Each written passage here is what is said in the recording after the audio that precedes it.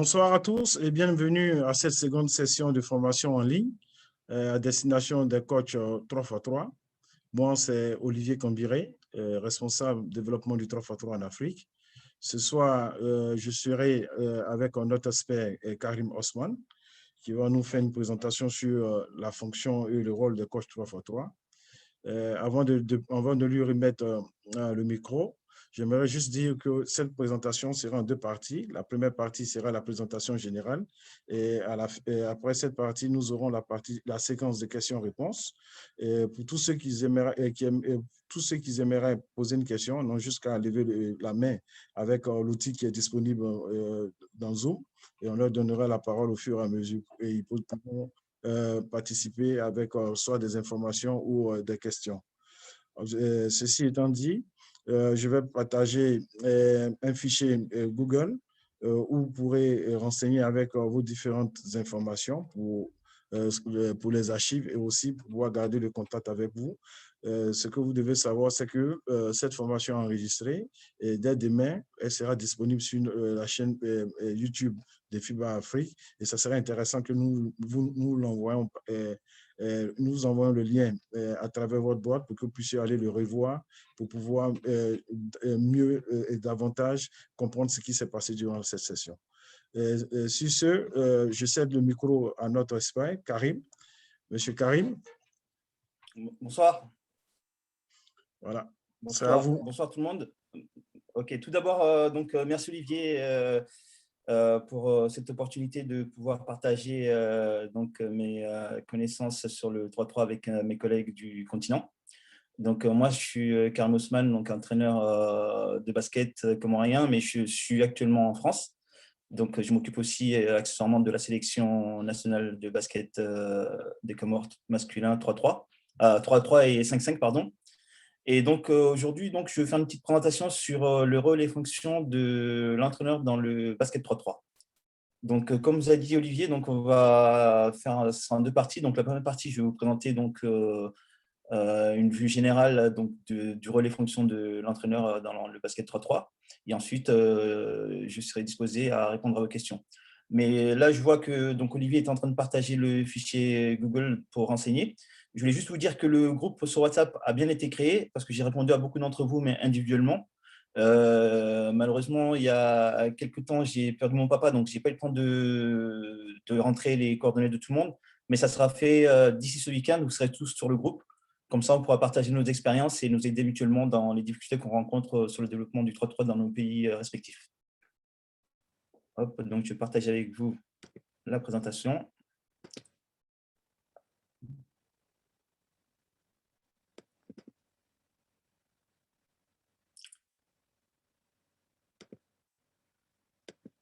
Ok, donc cette présentation sera faite en trois sous-parties. Donc, d'une part, la fonction de coach dans le basket 3-3 et ensuite les différents coachs de basket 3-3 parce qu'il y en a plusieurs. Et ensuite, pour terminer, le rôle du coach de basket 3-3. Donc, pour commencer, hop. Voilà. Donc, comme vous le savez, dans le basket 3-3, les joueurs en compétition, ils s'autogèrent. Donc, du coup, on a tendance à penser qu'il n'y a pas de coach dans le basket 3-3. Parce que, comme vous le savez, sur le terrain, donc, il y a les trois joueurs plus le remplaçant. Mais le coach, lui, l'entraîneur, il est dans les gradins. Il n'a pas le droit d'être avec les joueurs sur le terrain. Et donc, contrairement au basket dit conventionnel, donc le basket 5-5, il n'existe pas encore de statut du coach de basket, mais le coach de basket 3-3 existe bel et bien. Hop. Donc, il existe plusieurs sortes de coachs dans le basket 3-3. Moi, j'en ai distingué 4. Donc, suite à mes expériences et sur le terrain et à mes échanges avec les uns et les autres. Donc, je distingue 4 types de coachs dans le basket 3-3. Il y a tout d'abord le professeur DPS, parce qu'on a énormément de professeurs qui sont aussi entraîneurs de basket et donc qui utilisent le 3-3 pour développer les caractéristiques de leurs joueurs sur le basket 5-5. Ensuite, il y a l'entraîneur club. Je pense que ça va être le cas de beaucoup d'entre vous. Et ensuite, l'entraîneur d'une équipe pro, donc qui fait le circuit mondial, le World Tour, et pour terminer, donc l'entraîneur d'une équipe nationale, 3-3, qui nous concerne aussi, vu qu'on a les championnats sur le continent, donc que ce soit U18, U23 ou senior. Donc, pour commencer, on va d'abord parler du professeur de PS. Donc, le professeur de PS utilise le 3-3 comme une nouvelle approche. C'est-à-dire qu'en fait, pour lui, le 3-3, c'est faire autre chose autrement. C'est qui implique qu'il va mettre en place des choses pour développer le mouvement avec plus de fluidité. Et l'objectif principal, c'est de permettre donc à l'enfant, aux joueurs, de mieux se développer et de grandir avec cette philosophie du basket. Donc, il utilise le basket 3-3 pour atteindre cette visée, cet objectif. Pourquoi le 3-3 ? Parce qu'en fait, dans le jeu 5-5, il y a trop de subtilité, c'est qui rend le jeu très complexe pour des jeunes joueurs, voire des amateurs. Quelqu'un qui commence le basket, souvent il est découragé parce qu'on a énormément de règles sur les règles de temps, les règles de les violations, etc. Donc, ça décourage un peu. Et du coup, comme le 3-3, ce sont des règles qui sont un peu plus simplifiées, il y en a moins, ça permet donc de maximiser le temps d'engagement moteur de chaque enfant parce que les enfants touchent plus le ballon étant moins nombreux sur un espace plus réduit. Et donc, du coup, c'est pour ça que les professeurs de PS commencent à être intéressés par cette activité, ce qui permet de faire comprendre en plus simplifié les bases du basket à leurs jeunes joueurs et à leurs jeunes élèves. Donc, du coup, j'ai fait un petit tableau comparatif donc, du 5-5 et du 3-3 pour expliquer l'engouement des professeurs de PS pour cette activité-là. Je dis engouement parce que moi, je parle donc d'ici en France, mais je pense que c'est aussi le cas en Afrique, en tout cas sur les pays que j'ai été amené à visiter. Il y a de plus en plus de professeurs. Avant, le professeur de PS dans les écoles faisait beaucoup de cycles handball, mais ils sont de plus en plus intéressés par le 3-3 et du coup, ils peuvent mettre le 3-3 en place.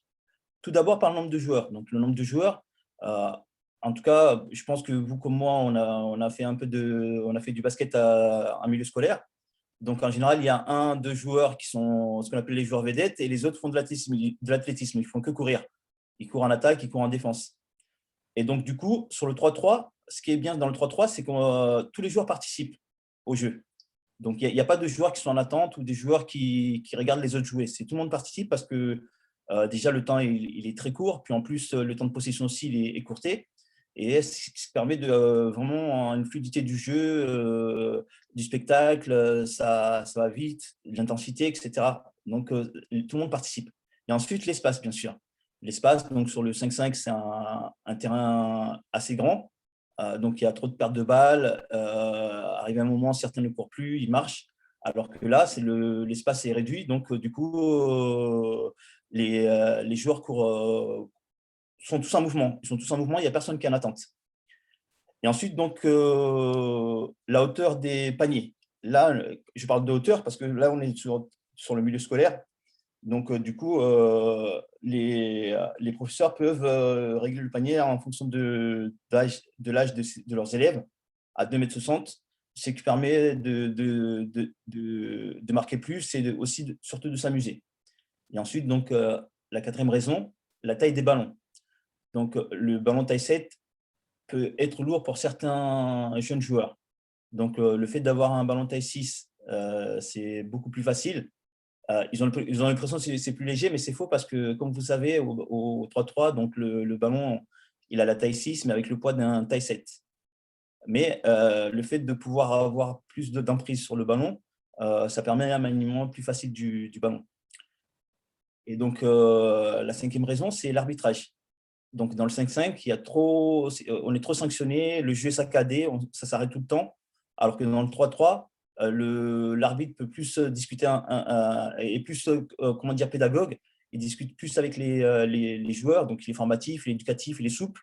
Et comme vous connaissez très bien la philosophie du basket 3-3, qui est de laisser jouer. Donc, laisser jouer, mais pas laisser faire. Donc, ça fait, du coup, on a l'impression qu'il y a plus de contacts qui sont plus permis sur le 3-3 que sur le 5-5, ce qui permet de ne pas trop hacher le jeu. La sixième raison, c'est la fluidité du jeu. Donc, c'est un peu ce que j'expliquais sur l'arbitrage. Donc, en 5-5, le jeu il est saccadé par les fautes, les pertes de balles, les violations de temps, les 5 secondes, les 8 secondes, les 14, les 24, etc. Et dans le 3-3, donc, déjà, il y a presque une interdiction de prendre le ballon des mains. Donc, du coup, ça permet de ne pas trop hacher le jeu, de ne pas trop arrêter aussi. Et il est aussi interdit de garder le ballon plus de 3 secondes sans rien faire. Donc, du coup, pareil, ça bouge. Et il n'y a pas d'entre-deux. Au 3-3, il n'y a pas d'entre-deux. En cas d'entre-deux, c'est balle à la défense. Donc, ça va très vite. Ça joue, le jeu ne s'arrête pas. Et c'est 10 minutes, mais c'est 10 minutes très intenses. Et en 7, donc le marquoir. Là, le marquoir, c'est une façon de parler, mais donc c'est le marquage, plutôt le scoring. Donc, souvent, on a des joueurs qui sont, entre guillemets, comment dire, qui sont confirmés et qui mettent des résultats qui sont humiliants et qui découragent les adversaires. Donc, en 3-3, il n'y a plus de marquoir, il n'y a plus de scoring. Donc, plus de classement, c'est la fête du basket, on privilégie le beau jeu, le développement du joueur. Donc, c'est pour ça qu'il y a de plus en plus de professeurs qui sont intéressés par ces disciplines-là et qui mettent en place des cycles basket 3-3. Donc, je vais ensuite vous parler de l'entraîneur club. Donc, l'entraîneur club, donc, lui, il envisage plutôt les matchs en équipe réduite comme un moyen de faire progresser ses joueurs. C'est-à-dire que les joueurs, ils ont plus souvent le ballon, tout le monde touche le ballon, ce qui donne plus d'opportunités de mettre en pratique les techniques de jeu que lui va mettre en place sur le 5-5. En fait, le 3-3, c'est qu'un moyen de développer les capacités des joueurs à s'adapter au jeu 5-5. Et donc, du coup, il dispose plus d'espace. Et cela accroît aussi donc, les opportunités de jouer vers le panier, donc de développer le 1 contre 1. Parce que vous savez que une des caractéristiques du 3-3, c'est le 1 contre 1. Il y a, dans le 3-3, en tout cas, plus on monte de niveau, les joueurs sont capables de faire la différence juste en étant face à un autre joueur. Et donc, le 3-3 a 4 avantages. Donc, il met l'accent sur les techniques de 1 contre 1, ce que je viens de vous dire juste auparavant. Il favorise la compréhension de l'espace et du mouvement, parce que l'espace est réduit, le jeu va vite. Il favorise la compréhension des techniques de défense individuelle, parce qu'en 3-3, si on n'est pas bon en défense individuelle, c'est très dur de faire des résultats. Donc, on est obligé de développer cette partie du basket. Et permet aussi de toucher la balle plus souvent et donc d'être plus impliqué sur le jeu. Contrairement au 5-5 où des fois, si on a un joueur qui est très bon et qui monopolise le ballon, les autres sont là à le regarder. Dans le 3-3, ça, c'est pas possible. Le ballon, il circule, tout le monde touche le ballon, il y a des changements non-stop. Donc, vraiment, le jeu est très fluide et tout le monde y participe. Et ensuite, donc, il y a l'entraîneur d'une équipe pro. Une équipe pro, donc, c'est une équipe qui fait soit tous les tournois internationaux, soit qui participe aux World Series, etc. Et donc, là, par contre, il y a des choses à faire. Donc, avant la compétition, il doit faire du scouting vidéo, voir un peu ce que font les joueurs adverses.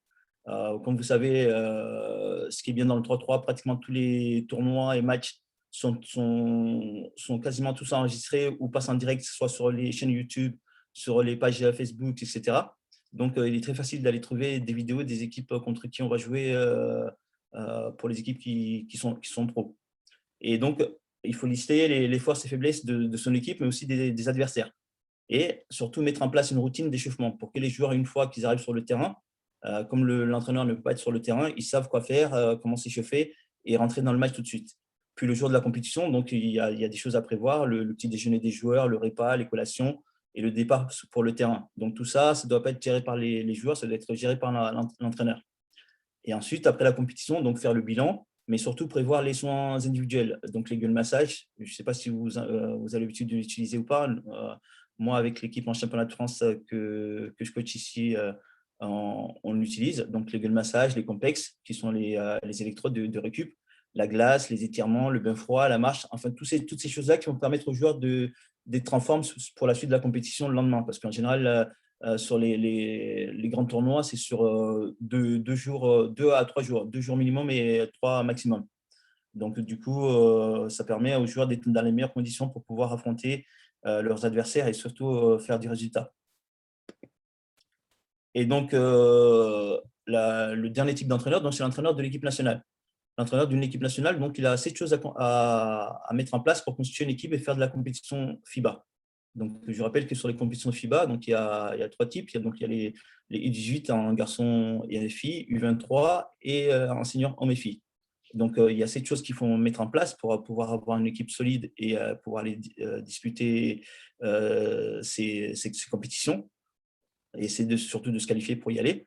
Donc, la première, c'est de communiquer, de faire savoir auprès des entraîneurs, auprès des clubs, auprès du grand public qu'on est en train de mettre en place une équipe. Ensuite, repérer les joueurs.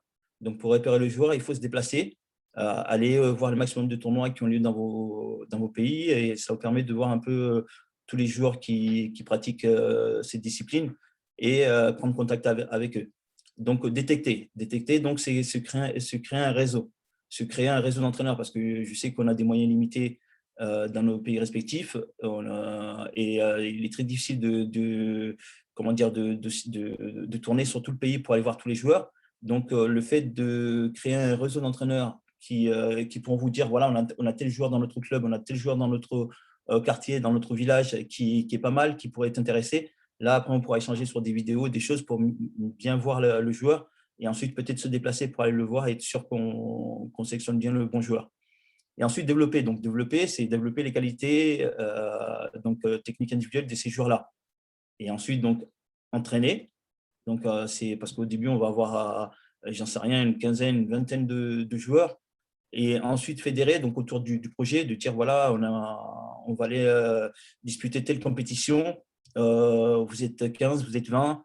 Il faut savoir qu'une équipe de 3-3, c'est 4 joueurs, 3 joueurs plus un remplaçant. Donc, on va constituer un groupe de 6 pour pouvoir préparer au mieux cette compétition. En tout cas, expliquer le projet pour ne pas avoir de joueurs qui sont frustrés, voire qui refuseraient peut-être dans l'avenir de venir en sélection parce qu'ils disent, voilà, moi, je suis venu faire la présélection et au final, je n'ai pas été pris. Donc, ça ne m'intéresse plus d'aller en sélection. Donc, il faut bien l'expliquer pour ne pas que les joueurs soient frustrés et qu'ils refusent plus tard de revenir. Parce que le 3-3, donc ça va vite. Il faut avoir un groupe étoffé pour pouvoir… puis des fois, il y a les joueurs qui ne sont pas disponibles pour être sûr de tout le temps avoir 3-4 joueurs pour partir. Et je sais un peu de quoi je parle parce qu'en ce moment, donc, je ne sais pas si certains d'entre vous vont aller au tournoi à Kinshasa, donc Salimata Maïga, mais c'est un peu ce qui se passe chez nous aux Comores. Donc là, ils sont en train de constituer l'équipe pour pouvoir partir. Et ça prend du temps parce que les Comores, voilà, on est un pays insulaire, c'est composé de 3 îles. Il faut regrouper tous les joueurs île par île, sélectionner d'abord les meilleurs de chaque île, après les regrouper pour en sortir 6, ensuite 4. Donc, ça prend du temps et d'où l'intérêt donc pour un entraîneur d'une équipe nationale de fédérer autour d'un projet pour ne pas frustrer les uns les autres. Et ensuite, donc, sélectionner. Donc, c'est garder les 4 joueurs pour l'étape suivante qui est la participation à ces compétitions-là.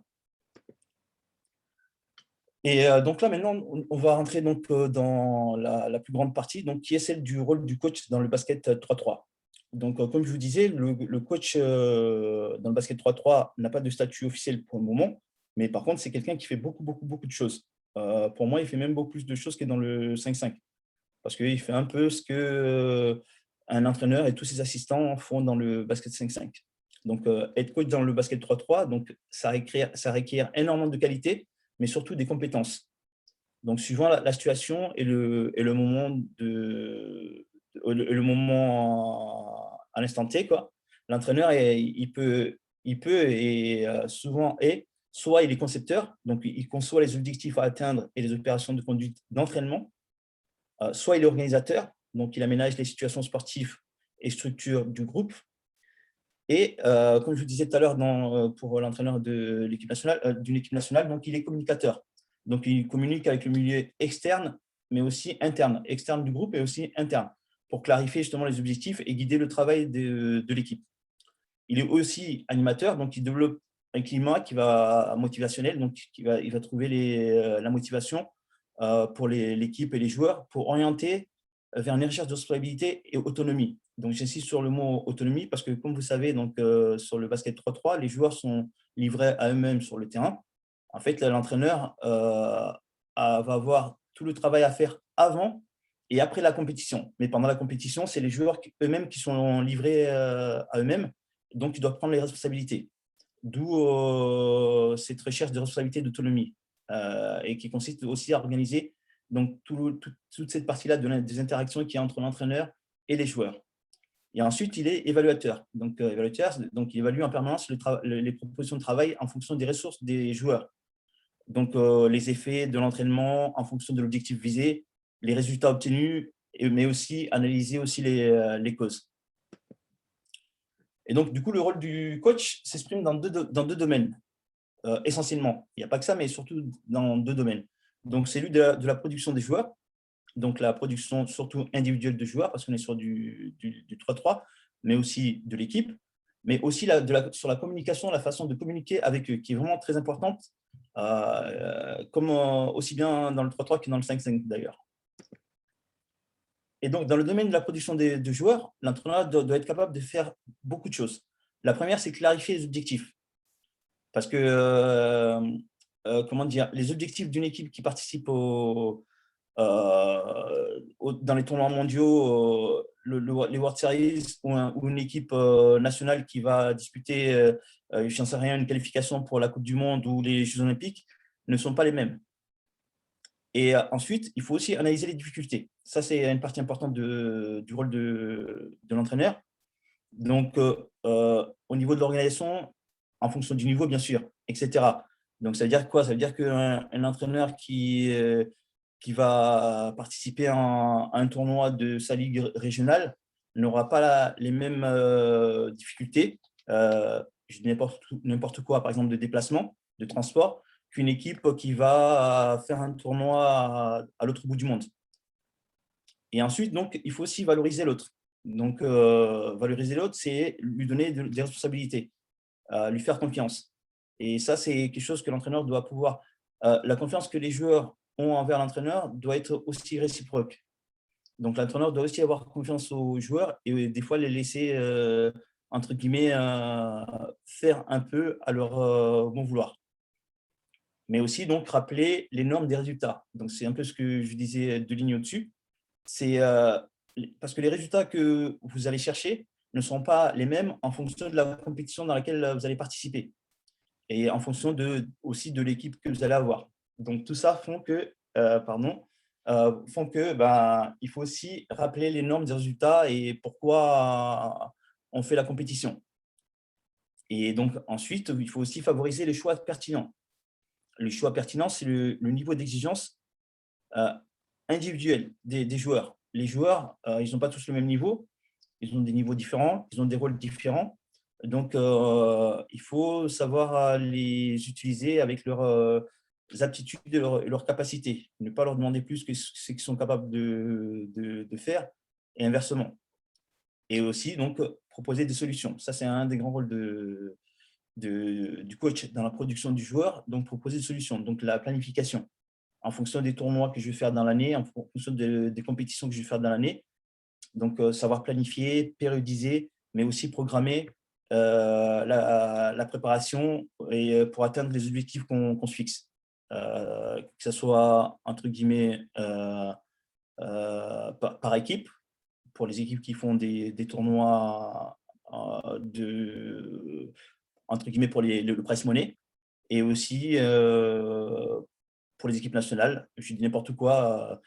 Vous avez comme objectif de vous qualifier pour aller aux Jeux Olympiques, mais le président de votre fédération, lui, son objectif, c'est gagner les Jeux Olympiques.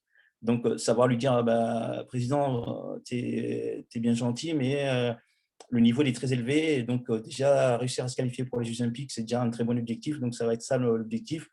Donc, échanger pour pouvoir trouver un terrain d'entente et se fixer, avoir le même objectif pour tout le monde, aussi bien l'entraîneur, les joueurs, la fédération pour les équipes nationales, etc. Et donc, dans le domaine de la communication et des besoins individuels, l'entraîneur a aussi un très grand rôle à jouer. Donc, il doit être capable de développer la participation. Donc, c'est le management participatif qu'on va voir un peu plus tard, mais aussi recentrer la tâche. Donc, rappeler pas, comment dire, pas à chaque instant, mais fréquemment les objectifs que l'on se fixe. Prendre en compte les émotions. Donc, la préparation psychologique joue beaucoup. De plus en plus, avant, c'était plus dans les sports individuels, mais maintenant, dans les sports collectifs, il y a de plus en plus de préparateurs mentaux qui préparent les joueurs pour les compétitions. En tout cas, depuis quelques années, ce n'est pas une nouveauté. Donc, les sports co, y compris le basket, on fait de plus en plus appel à des préparateurs mentaux pour préparer nos joueurs et nos équipes sur les échéances et les compétitions importantes. Et donc, du coup, aussi, donc, quelque chose de très important, réconcilier et régler les conflits. Donc, la gestion de groupe et d'individualité. Donc, sur le 3-3, c'est encore plus flagrant que sur le 5-5. Là, vous n'avez que 4 joueurs. Donc, chacun veut tirer la couverture vers lui. Il faut savoir, quand il y a des conflits, les gérer, surtout les régler avant d'aller sur le terrain parce que ça peut jouer des tours ensuite. Et donc, ça, c'est un rôle très important du coach de pouvoir régler ça, surtout en plus que là, ça va se voir beaucoup plus sur du 3-3 que sur du 5-5. Parce que sur du 5-5, on a 10, 12 joueurs. À la limite, s'il y en a 2 qui sont la tête, ce n'est pas grave, il y en a 10 autres qui sont là. Mais sur le 3-3, s'il y en a 2 qui sont la tête ou qui n'ont pas envie de jouer ensemble, je peux vous dire que c'est très compliqué à gérer. Si le problème ne sont pas gérés en dehors du terrain, c'est pratiquement mission impossible de faire quelque chose sur le terrain avec des joueurs qui sont dans cet état d'esprit-là. Donc, envoyer des signes de reconnaissance. Ça veut dire quoi? Mais ça, c'est valable aussi sur le joueur sur le 5-5. Souvent, un joueur, quand il fait une mauvaise action, quand il fait, j'en sais rien, il perd le ballon, il rate le lancer du match, etc., on a tendance à tout de suite le casser, lui faire du feedback négatif. Alors que le joueur lui-même, déjà, il sait qu'il a raté, qu'il a fait une mauvaise action, qu'il a mal agi. Donc, ça ne sert à rien de lui rajouter encore une couche. Mais surtout, il faut trouver les mots pour l'encourager et le pousser vers l'avant. Donc, petit exemple, pour ceux qui suivent l'Euro, le Mbappé qui rate le penalty, ici, ça a été la catastrophe. Tout le monde lui est tombé dessus sur les réseaux, dans les journaux. Il en a pris plein la tête. Et tout le monde, en tout cas ici en France, on a tendance à oublier tout ce qu'il a fait pour l'équipe de France pour la Coupe du Monde. Donc, heureusement qu'il y avait ses coéquipiers pour le motiver et l'encourager. Mais ça, ce sont des choses importantes aussi sur les tournois, que ce soit dans les gros tournois, dans les matchs, de ne pas essayer de pas trop faire de feedback négatif à un joueur qui a fait quelque chose de négatif. Mais surtout, l'encourager quand il fait quelque chose de négatif et le féliciter quand il fait quelque chose de positif. C'est important de sentir que le coach a confiance en vous et pour pouvoir avancer et faire mieux la prochaine fois. Et donc, du coup, développer l'écoute emphatique. Donc, prendre le sportif au niveau émotionnel pour le permettre de se sentir mieux. Donc, c'est beaucoup de dialogue, beaucoup de discussions, beaucoup d'échanges avec les joueurs. Des fois, les joueurs, ils ont entre guillemets, entre parenthèses, des soucis extra-sportifs qui peuvent se ressentir sur le jeu. Et le fait de discuter avec eux, d'échanger, de motiver, etc., font que le joueur va mettre ces problèmes-là de côté pour se concentrer sur le jeu. Et c'est tant mieux pour lui, mais aussi pour vous et l'équipe. Et donc, du coup, le coach dans le 3-3, il doit avoir beaucoup de compétences, pas seulement des compétences de technicien. Donc, sur un plan objectif de l'entraîneur, donc il doit être, par sa formation ou son expérience, il doit être capable de conduire une analyse de la situation de départ. Donc, diagnostiquer, savoir quelles sont les contraintes de la pratique, quelles sont les ressources de l'équipe, aussi bien d'encadrement que l'équipe des joueurs, les caractéristiques de la population des joueurs entraînés, qui sont-ils, d'où viennent-ils, quels sont leurs parcours, leur formation, etc. mais aussi savoir quelle structure d'entraînement il va avoir pour entraîner cette équipe-là, les moyens matériels, mais surtout les objectifs poursuivis, sportifs poursuivis. Donc, les moyens qu'il a pour mettre en œuvre la poursuite de cet objectif. Ça, c'est important parce que souvent, on a des objectifs, mais on n'a pas les moyens qui vont avec. Et je sais que ce n'est pas toujours facile dans nos pays avec nos fédérations. C'est pourquoi il est important donc, de faire une analyse de la situation de départ pour être sûr qu'on a les moyens, qu'on nous donne les moyens pour atteindre l'objectif qu'on nous fixe. Et ça, donc, ça part de cette analyse-là. Ensuite, donc, il doit savoir effectuer des choix, mais surtout prendre des décisions. Donc, définir des objectifs et les moyens pour les atteindre.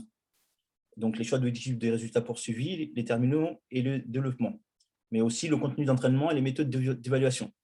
Donc, pour la petite histoire, donc, quand je vous dis qu'il doit effectuer des choix et prendre des décisions, comme vous savez, l'équipe de France 3-3 n'est pas qualifiée pour les Jeux Olympiques de Tokyo. Là, je parle des garçons parce que les filles sont qualifiées.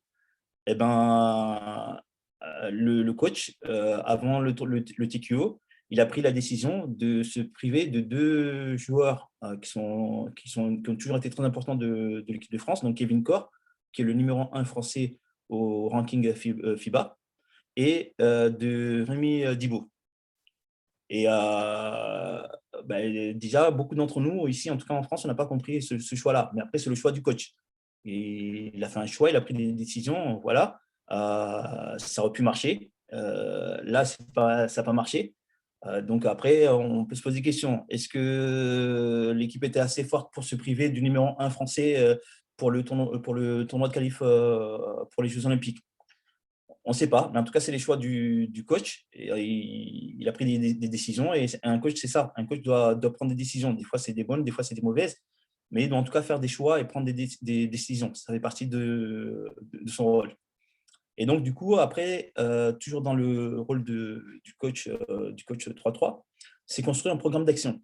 C'est un peu ce que je vous disais il y a quelques slides auparavant. Donc, c'est la planification, la périodisation, la programmation, mais aussi la charge d'entraînement. Donc, comme vous savez, un match de 3-3, c'est soit 10 minutes, soit 21 points. Ça va très vite. C'est beaucoup d'intensité. Donc, ça ne va pas être la même charge d'entraînement, la même charge de travail que pour préparer un match 5-5 où on joue 4 cartons de 10 minutes, où on a 12 joueurs, etc. Et après, donc, le niveau d'exigence. Donc, on peut se fixer un objectif, mais savoir prendre le temps de la progression. Et ensuite, comme c'est un sport, c'est une discipline qui demande beaucoup, beaucoup, beaucoup d'efforts, il faut aussi mettre en place des procédures de récupération.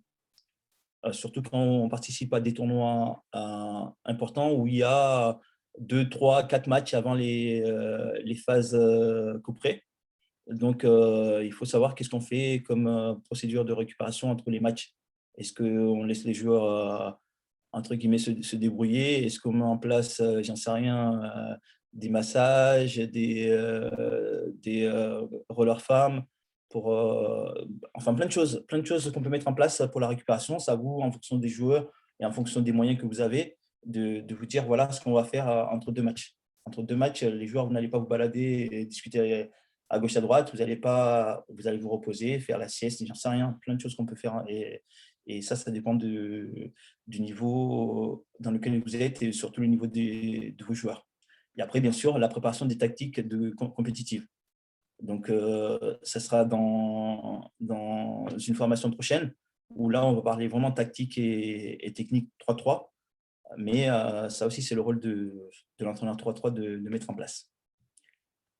Et ensuite, donc, il y a aussi le fait d'évaluer l'action. Donc, c'est la clarification des décisions à prendre. C'est un peu ce que je vous disais tout à l'heure.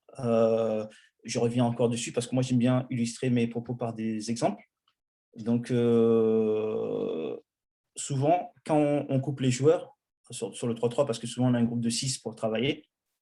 6, pourquoi? Parce que pour moi, c'est le chiffre idéal, le nombre idéal de joueurs pour pouvoir travailler en 3-3. Comme ça, déjà, vous avez un groupe qui est étoffé. Si jamais il y en a un qui se blesse, etc., dans la compétition, mais surtout pour pouvoir faire de l'opposition À 3-3, il faut 6 joueurs, même si vous savez que quand vous allez partir, vous partirez qu'avec 4 joueurs. Et donc, du coup, quand vous allez couper les 2 derniers que vous n'allez pas retenir, surtout prendre le temps de discuter avec eux, de leur expliquer les choses, de les encourager, pour ne pas qu'ils repartent avec de la rancœur ou qu'ils sentent, qu'ils pensent que, voilà, souvent on dit ouais, le coach ne m'aime pas, il ne m'a pas pris. Non, ce n'est pas ça, c'est que le coach, il a un objectif et à ce moment-là, il pense que pour atteindre cet objectif-là, il a besoin de tel joueur. Ce n'est pas obligatoirement contre un joueur, mais c'est surtout pour un objectif. Et ensuite, donc, la construction et la maîtrise des outils d'évaluation. Donc, c'est à vous de mettre en place, je ne sais pas, soit par la vidéo, soit de vous dire, voilà, je fais une feuille de stats pour savoir sur quelle partie du terrain on a le plus marqué, à 1 point, à 2 points, en dessous de la raquette, à 45 degrés, etc., etc. Donc, il faut tous ces outils-là pour évaluer votre équipe et surtout le rendement. Et donc, d'où l'intérêt de faire aussi donc, un référentiel d'évaluation. De se dire, voilà, tel joueur, il a tiré 10 lancers francs, il a marqué 3. Donc, il va falloir qu'on travaille ses lancers francs.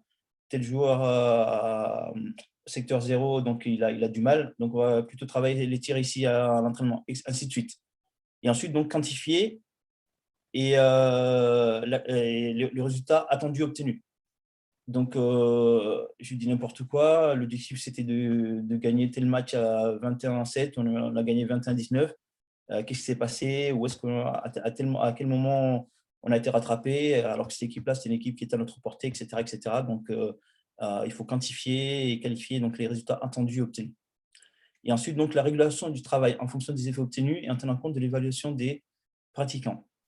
Donc, c'est pareil. Donc, c'est vraiment savoir ce que les joueurs ils ont fait sur le terrain pour pouvoir savoir quel secteur du jeu on va pouvoir travailler individuellement pour améliorer le résultat de l'équipe.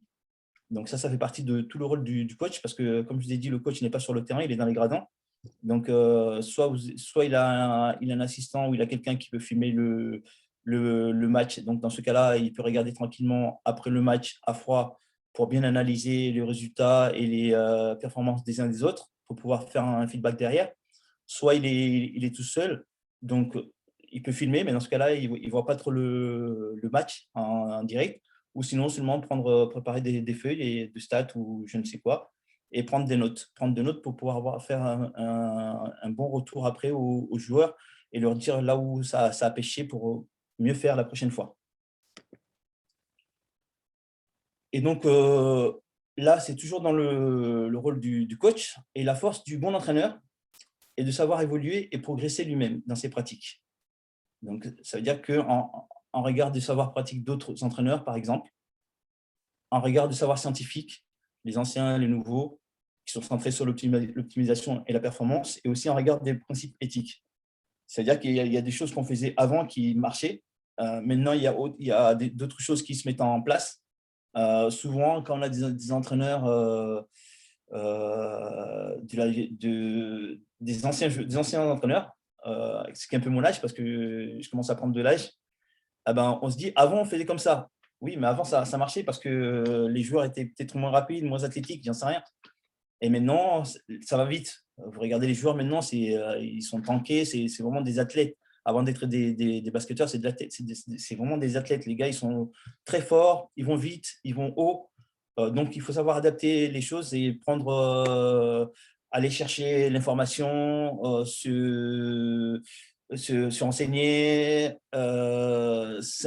apprendre. On n'arrête jamais d'apprendre. Donc, on a la chance maintenant d'avoir Internet.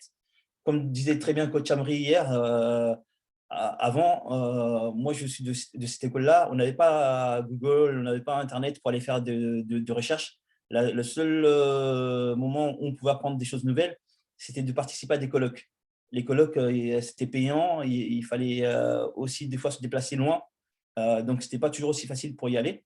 Mais c'était le seul moyen avant qu'on avait d'apprendre des choses nouvelles, les choses qui se faisaient ailleurs. Donc, moi, je me souviens, des fois, on me disait, ouais, tiens, il y a un coach serbe qui vient, il y a un colloque à tel endroit, on s'organisait pour y aller, pour pouvoir voir comment les Serbes travaillaient etc., etc.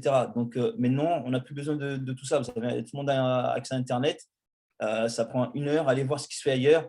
Et après, toujours comme disait aussi Coach Amri hier, et je suis entièrement d'accord avec lui, de ne pas prendre les choses et les copier, faire un copier-coller. Parce que vous allez faire un copier-coller, ça ne va pas marcher, puis vous allez être découragé. Non, c'est vous inspirer des choses qui se font et l'adapter au niveau de vos joueurs.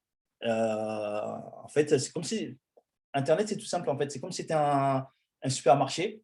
Vous allez, vous prenez les ingrédients ici à droite, à gauche, au-dessus, en dessous. Vous mélangez pour faire votre propre recette. Eh bien, c'est exactement ça. Donc, n'hésitez pas à aller sur Internet. On a la chance que la FIBA organise énormément de webinaires, d'aller chercher les choses pour avancer et apprendre des choses. Et donc, ensuite, il y a aussi l'analyse de la contrainte de la pratique sportive, donc de cette nouvelle discipline. Là, donc, il y a beaucoup de contraintes. Les contraintes énergétiques, donc il s'agit de l'analyse des types d'efforts, l'intensité, la répartition, etc. Les objectifs, donc, c'est de définir le coût énergétique de l'activité lors des épreuves compétitives pour adapter les joueurs suivant le niveau de la pratique. Donc, parce que en fonction de l'équipe que vous allez avoir en face, en fonction de la compétition que vous allez faire, si c'est un petit tournoi du quartier ou si c'est un grand tournoi, vous n'allez pas du tout réagir de la même façon. Donc, du coup, c'est important de savoir analyser toutes ces choses-là pour pouvoir mieux s'adapter. Et après, donc, il y a les contraintes mécaniques. Donc, elles sont liées à la technique, qui sont mises en évidence par les gestes et mouvements spécifiques. Donc, je dis n'importe quoi. Si vous n'avez pas de joueurs qui ont une très bonne détente ou qui sont capables de bien se placer au rebond, ça va être très difficile de récupérer beaucoup de rebonds sur un match. Donc, toutes ces choses-là, l'analyse de ces gestes et de ces mouvements spécifiques à des actions précises du basket, de cette discipline, du basket 3-3, vous permettre de mettre en place des choses à l'entraînement pour mieux développer les capacités des joueurs à s'adapter au niveau de pratique. Et après, donc, bien sûr, les contraintes tactiques, donc, qui induisent un coût attentionnel et cognitif. Donc, ils sont développés dans des activités sportives qui se situent dans un environnement ouvert et variable, donc présentant des incertitudes événementielles, spatiales et temporelles. Pourquoi je vous dis ça? Parce que, comme vous savez, en général, les matchs de basket 3-3 se jouent sur des terrains modulables, donc souvent dans un milieu urbain. Et donc, c'est ouvert. Des fois, c'est dans des supermarchés, dans des parkings de supermarchés. On a même vu sur un porte-avions. Mais en tout cas, il y a ce sont des endroits qu'on n'a pas trop l'habitude de jouer habituellement avec le basket conventionnel. Et donc, du coup, il faut prendre en compte toutes ces choses-là. Le fait d'être dehors, le fait d'avoir des fois, c'est un public qui n'est pas fixe. Quand c'est dans des supermarchés, ce sont des gens qui circulent. Donc, tout ça fait que on n'est pas habitué à avoir des spectateurs qui sont en mouvement comme ça autour de nous. Il faut s'adapter, pouvoir comment dire, faire abstraction de toutes ces choses-là qui sont en dehors du terrain et se concentrer sur le jeu. Et après, bien sûr, il y a les contraintes psychologiques qui sont liées donc, à l'activité qui génère beaucoup de contraintes, qui sont liées au stress, à la prise de risque et en plus donc, à l'intégrité physique du joueur. Plus l'aspect psychologique est important, plus l'objectif est important, plus il y a le stress, il y a la pression. Donc, il faut savoir gérer ça, aider le joueur à faire la part des choses pour ne pas subir cette pression-là dans les moments importants quand le match se joue à un point ou deux. Et donc, ensuite, donc, sur le plan subjectif, l'entraîneur adoptera les démarches et utilisera les principes suivants. Donc, croire à la nature humaine. Ça veut dire quoi? Ça veut dire donc croire à la capacité de joueurs, les mettre en situation de relever les défis, les responsabiliser, déléguer, donc délégation de pouvoir, et développer l'autocontrôle par l'analyse des échecs et des réussites. Donc, délégation de pouvoir, c'est quoi? C'est par exemple en entraînement, n'oubliez pas qu'on est sur une pratique du basket 3-3 qui est issue du basket, entre guillemets, en liberté, qui se pratiquait dehors, sans entraîneur, sans contrainte. Et là, d'un coup, la FIBA le prend, le structure, en fait une nouvelle discipline olympique Donc, du coup, les joueurs qui jouaient, entre guillemets, au 3-3, au basket de rue, ce qu'on appelle le basket de rue, même si j'aime pas trop ce terme, le basket en liberté, se retrouvent de nouveau dans une bulle où l'entraîneur, entre guillemets, dicte un peu ce qu'il doit faire. Et des fois, les joueurs n'aiment pas ça. C'est pour ça qu'on a des équipes qui font le circuit mondial qui n'ont pas d'entraîneur. Et si vous regardez, il y a des équipes, ils arrivent à 4. En général, il y a un des 4 qui sert, entre guillemets, d'entraîneur et qui gère un peu. Donc, du coup, il faut savoir un peu déléguer le pouvoir et laisser, par exemple, pourquoi pas l'entraînement, quand ils arrivent, dire, voilà, les 10-15 premières minutes, prenez un ballon, vous avez le terrain, vous avez 2 paniers, un panier, échauffez-vous, faites des tirs, faites ceci. Vous les laissez un peu, entre guillemets, s'autogérer en liberté avant d'imposer ce que vous voulez mettre en place. Et donc, il faut impliquer le groupe et les joueurs dans les choix techniques et tactiques. N'oubliez pas que quoi qu'on fasse, on peut être le meilleur entraîneur du monde. Nous, on n'est pas sur le terrain, ce sont les joueurs qui sont sur le terrain. Et des fois, nous, on veut mettre en place des choses, puis les joueurs nous disent non, coach, pas ça, ça ne marchera pas. Je connais tel joueur, il est comme ci, il est comme ça. Donc, savoir écouter les joueurs pour pouvoir mettre les choses en place avec eux, que ce soit les choses techniques ou tactiques. Parce qu'eux, ils sont au fait du jeu. C'est eux qui sont sur le terrain et ils savent quoi faire et comment réagir face à tel ou tel adversaire. Donc, nous, en fait, on est juste des catalyseurs. On est là pour les aider. Mais quoi qu'on fasse, quoi qu'on leur dise, ce sera toujours eux qui sont sur le terrain et qui vont jouer. Et ça, il faut le prendre en compte. Et donc, du coup, il y a plusieurs façons de faire. Donc, le management participatif. Donc, c'est l'utilisation des systèmes basés sur les compétences et non sur la hiérarchie établie. Donc, c'est un peu ce que je viens de vous dire. Ne pas toujours imposer, mais plutôt écouter le retour des uns et des autres pour pouvoir faire quelque chose en commun, les impliquer dans le projet. Donner confiance dans le pouvoir d'autorisation des joueurs, développer des objectifs de vie. Donc, ça, c'est pareil. Plus vous allez leur donner de la confiance à vos joueurs, plus ils auront confiance en vous. Et s'ils ont confiance en vous, vous allez pouvoir mettre en place les choses que vous avez envie de mettre. Par contre, s'ils ne vous respectent que parce que vous êtes, entre guillemets, leur chef hiérarchique, à un même moment, ça va coincer. Donc, c'est pour ça qu'en tout cas, dans le 3-3, peut-être un peu moins dans le 5-5, il faut savoir faire un management participatif, que les choses aillent de l'un à l'autre, qu'il n'y ait pas de sens. Des fois, vous allez mettre en place des choses. Moi, je sais, par exemple, je vais toujours couper par des exemples.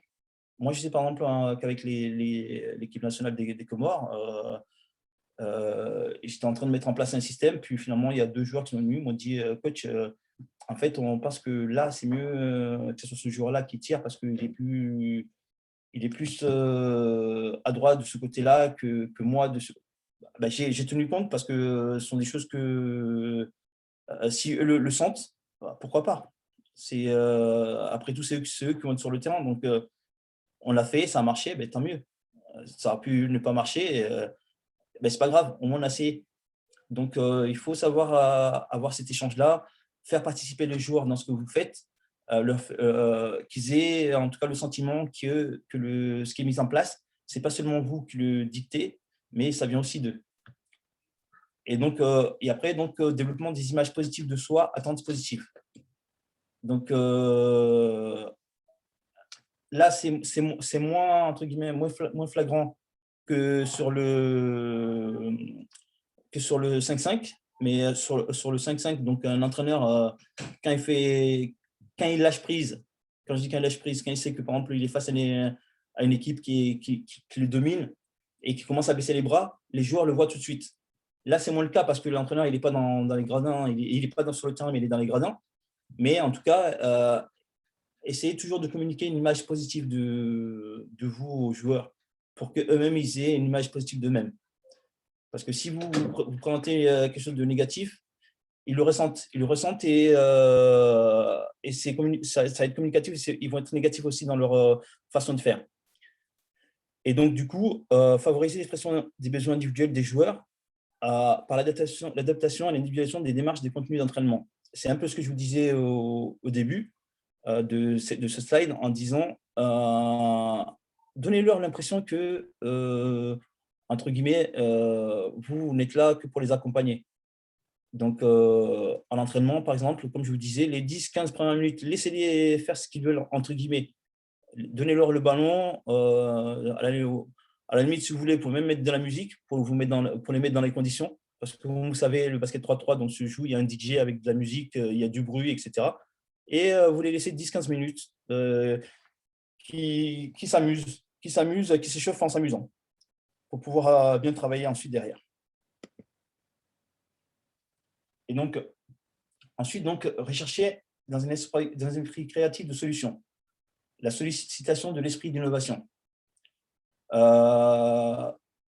Hier, pour ceux qui ont suivi, je ne sais pas si tout le monde a suivi l'intervention de coach Amri, coach Amri disait qu'il fallait, chez les jeunes, entre 2 et 3 systèmes. Et c'est vrai, en tout cas, moi, je fonctionne comme ça. Mais la seule différence entre son intervention et la mienne, c'est que moi, en tout cas avec mes joueurs, par expérience, mes joueurs, parce que j'entraîne en élite région ici, les systèmes de jeu, je les vois qu'en début de saison. En début de saison, et peut-être 2 fois à Noël, parce qu'à Noël, on a une trêve qui est assez longue, pendant les vacances de Noël. Mais sinon, pendant la saison, je ne revois jamais les systèmes. Non pas que je n'ai pas envie de travailler un système, mais j'ai des joueurs qui sont athlétiquement assez forts. Et le souci, quand je travaille un système, ça enlève toute cette partie créative de leur jeu et leur spontanéité. Et moi, j'ai envie que les joueurs gardent leur spontanéité et leur créativité dans leur façon de jouer. C'est pour ça que, pour moi, en tout cas avec mes équipes de jeunes, les systèmes ne sont là que pour les aider. Au cas où ils sont bloqués, ils tombent sur une équipe qui est beaucoup plus forte que nous, qui sache qu'il y a des solutions. Mais en général, je travaille plutôt sur des principes de jeu plutôt que sur des systèmes de jeu. D'ailleurs, vous verrez un peu plus tard dans les prochaines informations que sur le basket 3-3, pareil, c'est beaucoup d'entrées, beaucoup comment dire, des principes de jeu plutôt que de vrais systèmes de jeu. Et ensuite, donc, favoriser la prise de risque contrôlée. Favoriser la prise de risque contrôlée, ça veut dire quoi? Ça veut dire, je vais dire n'importe quoi. Par exemple, un joueur qui ne tire jamais à 2 points, comment voulez-vous que le jour des matchs où il a le ballon de match entre les mains, il reste 2 secondes à tirer, on doit tirer un tir à 2 points pour égaliser ou gagner le match, il puisse prendre le tir si jamais il ne prend jamais de tir. Donc, il faut qu'un match, que ce soit entre guillemets, des matchs faciles ou en début de match, qui puisse prendre des tirs à 2 points, même s'il n'en prend jamais. Même à l'entraînement. À l'entraînement, il ne faut pas que vous fassiez des entraînements spécifiques pour tel ou tel poste. En général, dans le 3-3, si vous regardez bien, ce n'est pas forcément, comment dire, un plus d'avoir un très grand joueur ou 4 grands joueurs. Non, c'est pas la taille, ça va peut-être aider pour les rebonds, etc. Mais ce n'est pas gage de victoire. En tout cas, d'avoir que des joueurs comme ça. Il faut que, donc, du coup, prenez l'habitude à ce que tous les joueurs fassent la même chose. Que ce soit un petit, un grand. Là, vous voyez, je ne parle pas de poste de meneur ou d'intérieur ou d'extérieur, mais je parle de taille, de grand, de petit, etc. Qui puissent vraiment travailler tous sur la même chose, avoir tous la même base. Et là, vous allez voir, ça va être beaucoup plus facile, en tout cas dans le basket 3-3. Et ensuite, donc, analyser les échecs et les réussites des résultats du sportif. Donc, ça revient un peu sur ce qu'on disait au début, donc avec vos notes, avec vos évaluations, vos statistiques, vos vidéos. Donc, savoir analyser, savoir qu'est-ce qui a marché, qu'est-ce qui n'a pas marché, pour bien comprendre qu'est-ce qu'on doit renforcer, qu'est-ce qu'on doit enlever, rajouter, etc. Donc, tout ça va dépendre des analyses que vous allez faire, donc des échecs et réussites, des résultats de vos joueurs et des compétitions dans lesquelles vous participez. Et donc, il y a deux types d'attributions qui sont nommées locus de contrôle dans le développement de l'individu lors d'une analyse de résultats. Donc, il y a ce qu'on appelle donc le locus de contrôle interne dispositionnel. Donc, le joueur considère qu'il est la cause de ce qui lui arrive. Donc, souvent, vous avez un joueur qui va arriver, qui va dire « Ouais, c'est ma faute, je prends sur moi, c'est moi qui ai raté le tir, je n'étais pas bien, aujourd'hui, j'ai tout raté, j'ai rien mis dedans, c'est ma faute. » Et il y a donc le locus de contrôle externe ou situationnel, où le joueur pense que tout ce qui lui arrive n'est pas de sa faute, n'est pas de sa responsabilité. Bon, ben, c'est la faute des arbitres, ils ne nous aiment pas, ils nous ont sifflé toutes les fautes. C'est la faute du panier qui était de travers, c'est la faute du joueur adverse qui a fait que nous faire des fautes sans qu'il soit sifflé. Ils vont trouver toutes les excuses. Donc, mais grâce à l'analyse des échecs et des réussites, vous allez pouvoir passer tout ça. Et donc, du coup, l'association de la somme de toutes ces compétences va permettre à l'entraîneur de mener les opérations suivantes dans son projet d'entraînement. Donc, quand on a un projet d'entraînement pour atteindre un objectif, donc il y a plusieurs choses à faire. Déjà, définir les objectifs. Ensuite, formaliser les moyens nécessaires pour atteindre cet objectif. Et ensuite, choisir les méthodes de préparation. Les méthodes de préparation ne vont pas être les mêmes si vous avez une semaine pour préparer une compétition ou un an. Donc, d'où le choix de programmer les contenus de travail pour pouvoir s'adapter au choix de méthodes et aux moyens qui sont prévus ou mis en place pour atteindre l'objectif fixé. Et ensuite, donc, la répartition de charge de travail dans le temps. C'est juste un peu ce que je vous disais juste au-dessus. Donc, de savoir qu'est-ce que je vais mettre dans ma séance d'entraînement. Moi, j'ai n'importe quoi. J'ai prévu des entraînements pour une période d'1 mois. Puis finalement, la fédération me dit que pour des moyens financiers, on ne pourra pas se regrouper pendant 1 mois, mais on va se regrouper que 10 jours avant la compétition. Là, ça n'a pas du tout être la même charge de travail. Qu'est-ce que je vais pouvoir enlever? Qu'est-ce que je vais pouvoir adapter pour ne pas non plus épuiser les joueurs juste avant la compétition. Donc, c'est ça la charge de travail à répartir dans le temps. Et donc, cette phase est située donc juste avant l'action, donc avant la compétition, proprement dit, et les exigences de l'entraîneur, donc la connaissance des ressources possédées par le sportif, donc là, le joueur entraîné, et les exigences liées aux objectifs poursuivis. Donc, bien sûr, si je dis n'importe quoi, votre joueur vient de faire la finale du championnat national et que vous en avez besoin après pour aller disputer les championnats, l'Africa Cup 3-3, alors que les 3 autres, eux, ils ont été éliminés depuis l'écart, donc ils sont ensemble. C'est lui qui a fait la finale et qui vous rejoint 24 heures après. Vous n'allez pas pouvoir tout de suite lui faire la même charge de travail que les 3 autres. Il va falloir vous adapter. Et donc, c'est toutes ces choses-là que je suis sûr que vous mettez déjà en place avec vos équipes et vos clubs. Et donc, du coup, l'opération de mise en œuvre se divise sous 4 petits chapitres. Donc, la planification, donc, qui est la gestion du temps. La programmation, donc c'est le contenu que vous allez mettre dans vos entraînements avec tout ce qui est travail énergétique, technique, tactique, mental, les fondamentaux individuels, etc. Et donc, la méthodologie d'entraînement. Comment vous allez travailler. Parce que là, on est plus sur du 5-5. On va travailler en tiroir, en vague, etc. On est sur un demi-terrain. Vous allez avoir maximum 6 joueurs. Comment vous allez mettre en place les séances pour mieux préparer votre équipe.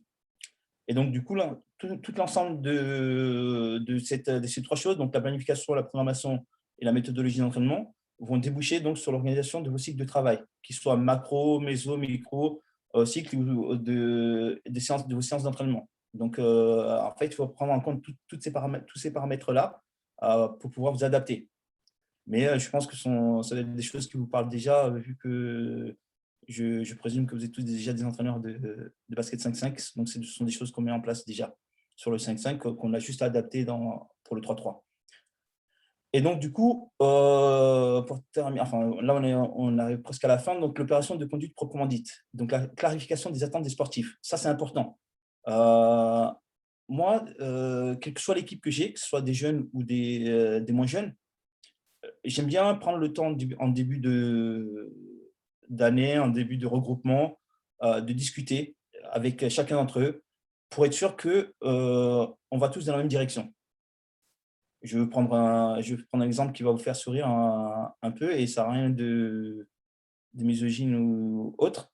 Il y a quelques années, donc, j'ai entraîné une équipe féminine en senior Et lors donc, des entretiens individuels de début de saison, donc j'ai discuté avec elle pour savoir qu'est-ce qu'ils vont apporter à l'équipe, qu'est-ce qu'ils attendent de l'équipe, etc., etc. Il y a 5-6 questions comme ça.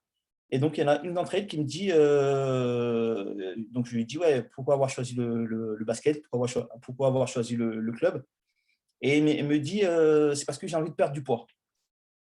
Et donc, je lui réponds gentiment, parce que comme on a une salle de fitness qui est pas loin du gymnase, je lui dis que pour perdre du poids, elle perdra sûrement du poids plus rapidement en allant à la salle qu'en venant au basket. Donc, ce n'était pas du tout le même objectif que les autres filles qui, elles, venaient au basket parce qu'elles avaient envie de gagner le championnat. Donc, le fait de discuter, de connaître les ententes des uns et des autres permet de définir aussi l'objectif pour être sûr qu'on va dans la même direction. Et après, donc, il y a ensuite l'évaluation des acquis. En regardant le parcours des uns et des autres, on va s'apercevoir que, je dis n'importe quoi, certains sont capables de faire des power lay-up, d'autres non, parce qu'ils ne savent même pas c'est quoi. D'autres le font sans savoir qu'il s'agit que c'est ça un power lay-up, etc., etc. Donc, évaluer donc, les acquis de vos joueurs pour savoir quelles sont les lacunes des uns et des autres pour pouvoir y remédier et avoir une équipe à peu près homogène. Et donc, du coup, la proposition de situation de travail, donc les développements des qualités nécessaires à la performance. Donc, c'est ça, c'est surtout tout le travail qui est tactique, donc tous les, entre guillemets, les systèmes de jeu sur le check ball, parce que beaucoup de systèmes de jeu sur le 3-3 commencent par le check ball. Donc, en général, il y a un check ball, puis il y a 2 mouvements, 2 écrans en cascade, un seul écran, pas d'écran du tout, un passé va, un passé suit. Mais il y a toujours quelque chose qui se produit lors du check ball, qui permet de mettre soit d'isoler un joueur, soit de mettre un joueur en situation de tir facile en dessous du panier. Et ensuite, donc, il y a l'introduction des régulations concernant les écarts entre objectifs visés et objectifs atteints. Donc, vous avez un objectif, vous êtes fixé un objectif, vous l'avez atteint en moitié, en 3/4, etc. Donc, c'est revoir les objectifs pour la fois d'après et dire, moi, en fait, se fixer comme objectif d'aller gagner le tournoi, c'est trop. On va se fixer la prochaine fois comme objectif d'aller en quart de finale du tournoi. Ça, c'est faisable. Vu que cette fois-ci, on était en 8e, donc la fois d'après, on va viser l'écart. Ainsi de suite. Donc, réguler l'objectif en fonction de l'objectif qui était visé au départ et l'objectif qui a été atteint lors de la compétition. Donc, ensuite, la motivation et l'accompagnement des joueurs dans la gestion des échecs et des réussites. Souvent, après la défaite, donc, tout le monde rentre dans le vestiaire, tout le monde fait fait la tête et on ne se parle pas et tout le monde rentre chez soi. Et inversement, quand l'équipe gagne, on fait la fête, on reste jusqu'à pas d'heure, etc. Non, il faut savoir motiver et accompagner les joueurs aussi bien dans la défaite que dans la réussite. Pas seulement dans la réussite. Parce que comme moi, je prends toujours la citation de Mandela qui disait je ne perds jamais, soit je gagne, soit j'apprends. Eh bien, ça doit être la même chose pour vous, avec vos équipes. Une équipe qui gagne tout le temps, qui ne perd jamais, ça n'existe pas. Donc, il faut savoir accompagner vos joueurs aussi bien dans la victoire que dans la défaite, parce que c'est ça la vie d'une équipe et d'un sportif.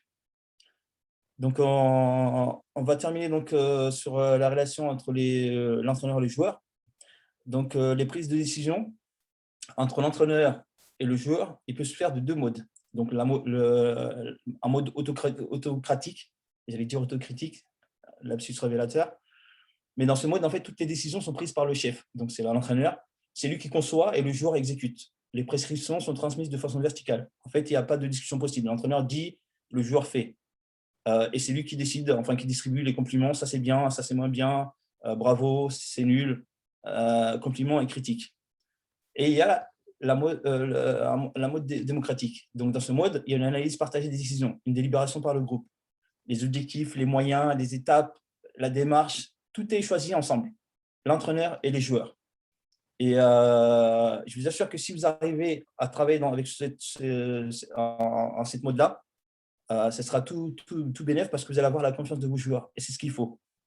Moi, je dis toujours qu'un bon entraîneur, ce n'est pas un entraîneur qui est craint, mais c'est un entraîneur qui est respecté et qui a la confiance de ses joueurs. Donc, si vous réussissez à être respecté, à avoir la confiance de vos joueurs, c'est vraiment un gros plus pour atteindre vos objectifs. Et donc, la division des tâches est plus centrée sur l'organisation des compétences que sur la hiérarchie très traditionnelle. Et ça, c'est encore plus vrai, encore plus valable dans le 3-3. Donc, on évalue les membres sur des faits et non sur des jugements de valeur préétablis. Donc, quand l'entraîneur va venir, il ne va pas venir vous dire à la fin du match, si on a perdu, tu as été nul, mais il va te dire, voilà, tu as pris 15 tirs, tu en as seulement mis 4. Il va falloir qu'on travaille ce secteur de tir-là parce que tes choix de tir ne sont pas bons, et ainsi de suite. Il faut toujours illustrer ses propos par des faits. Ça parle toujours plus. Moi, je me souviens quand on était en championnat de France en National 1, il y a un joueur, il vient me voir, il me dit coach, tu as la feuille de match? Je dis tu veux savoir quoi? Il me dit ouais, je veux savoir si j'ai marqué 24 ou 26 points. J'ai dit écoute, je ne sais pas si tu as marqué 24 ou 26 points, mais par contre, je peux te dire que tu as perdu 10 ballons, tu as fait une interception et tu as pris 3 rebonds. Il m'a regardé et il a compris le message. Il ne m'a plus jamais demandé ses stats. Enfin, il me demandait ses stats, mais pas le nombre de points qu'il avait marqué. Il demandait plutôt son évaluation. Et donc, il y a la communication aussi envers les joueurs. Donc, il faut toujours avoir une communication positive et constructive, surtout chez les jeunes joueurs. Ça, c'est important. Donc, il faut aussi développer chez le joueur l'acceptation de sa responsabilité. Ne pas toujours mettre la faute chez l'autre. Ce n'est pas ma faute, ce n'est pas moi qui ai eu le ballon de match, c'est lui qui a pris le tir.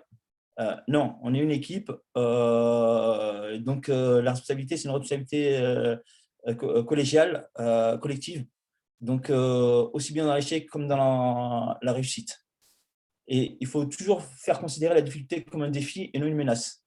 Donc, moi, j'ai toujours à mes joueurs réaliser les choses les plus difficiles comme c'était le plus facile et les plus faciles comme c'était le plus difficile. Et en général, ça marche. Ça marche, mais il faut travailler. C'est du travail de préparation mentale, beaucoup de motivation, etc. Et aussi, donc, développer l'idée d'un échec qu'on apprend pour une réussite ultérieure. C'est un peu ce que je vous disais tout à l'heure sur la citation de Mandela. Donc, se dire qu'on ne perd jamais. Soit on apprend, soit on gagne, soit on apprend. Donc, la défaite ne peut être constructive que si on apprend quelque chose d'elle pour faire mieux la prochaine fois. Mais si on dit, voilà, j'ai perdu, ben, ce n'est pas grave, j'ai notre match la semaine prochaine, là, on n'apprend pas grand-chose.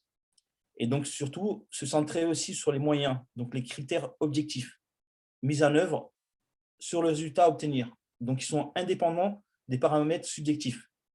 Donc, il y a des choses qui sont constantes, qui ne changeront jamais.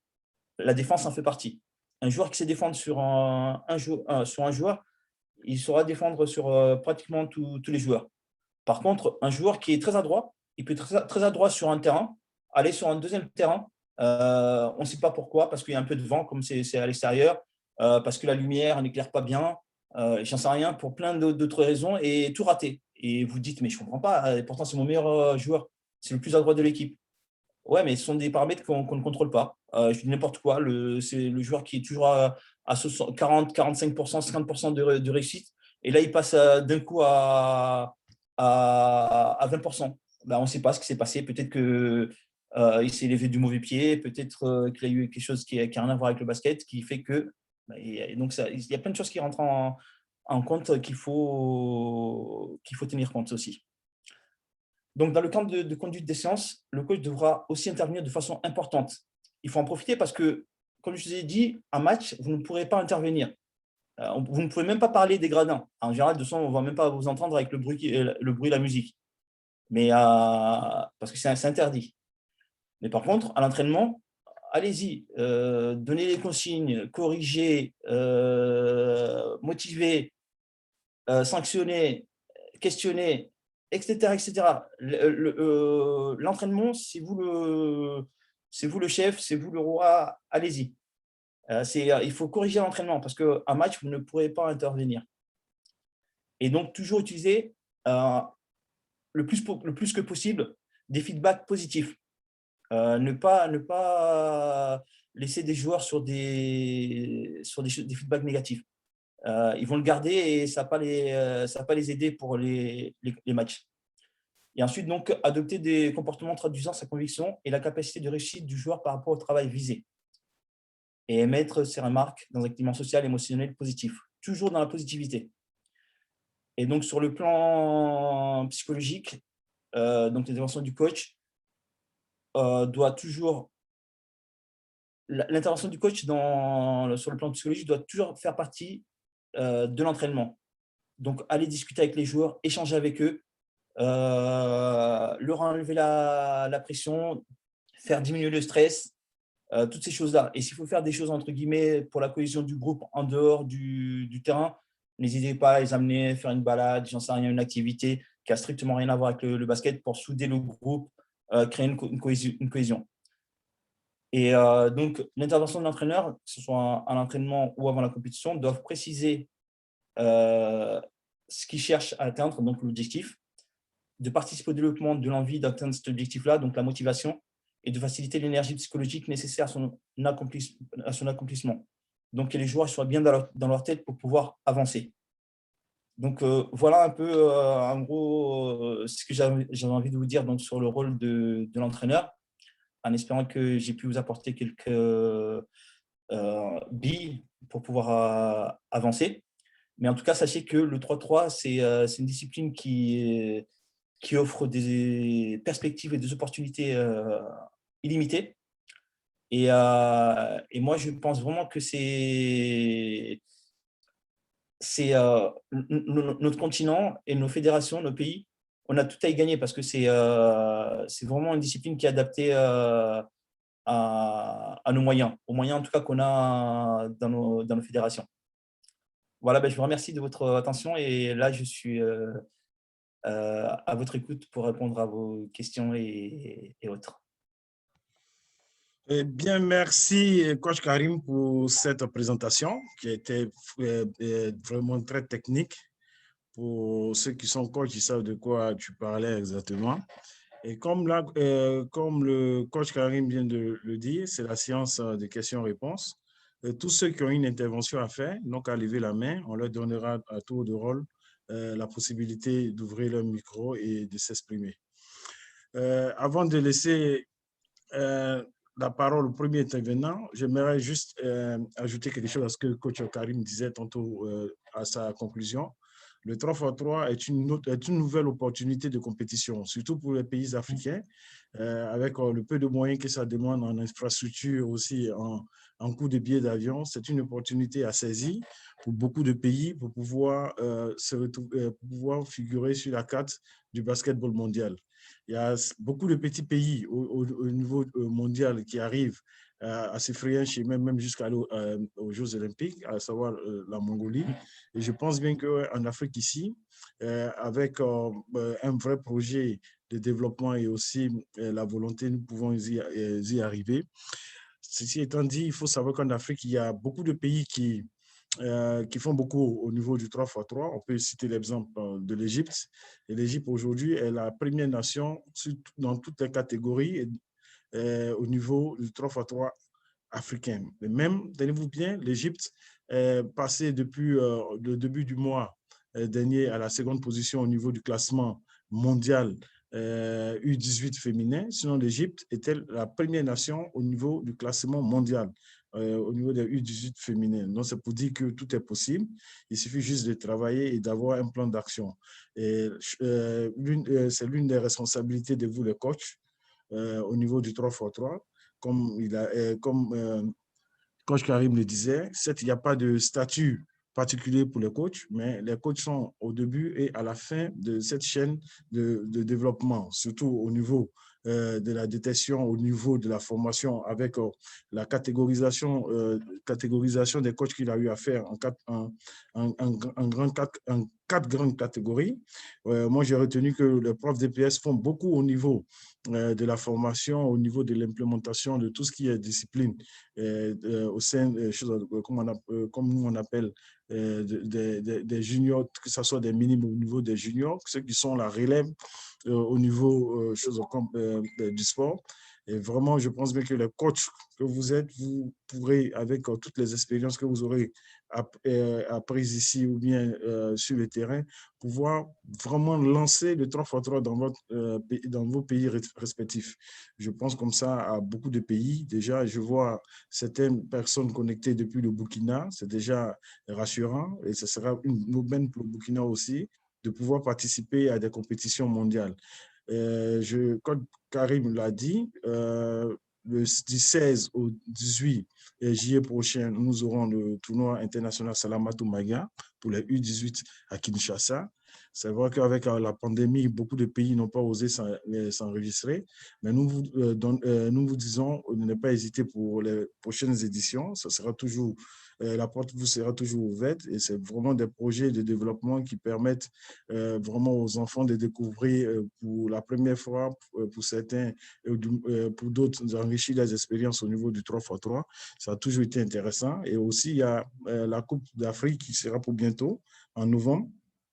Pour bientôt, nous vous donnerons de plus en plus, nous vous en donnerons plus ample information dans les jours à venir, quand nous aurons plus d'informations aussi à ce sujet-là. Mais sachez que ce sera en novembre. Voilà, c'était prévu pour être en Ouganda, mais là, on vient de changer de pays. Nous allons confirmer très prochainement le pays organisateur et envoyer les invitations. Sur ce, tous ceux qui ont des interventions sont priés de lever la main et on vous donnera la possibilité ou du moins l'opportunité de pouvoir vous exprimer. Donc, Coach Karim, je te redonne le micro pour diriger ta présentation. Merci. D'accord. Tout d'abord, merci Olivier, merci la FIBA et merci à tous pour votre présence. Et n'hésitez pas à poser toutes les questions que vous souhaitez, on va y répondre.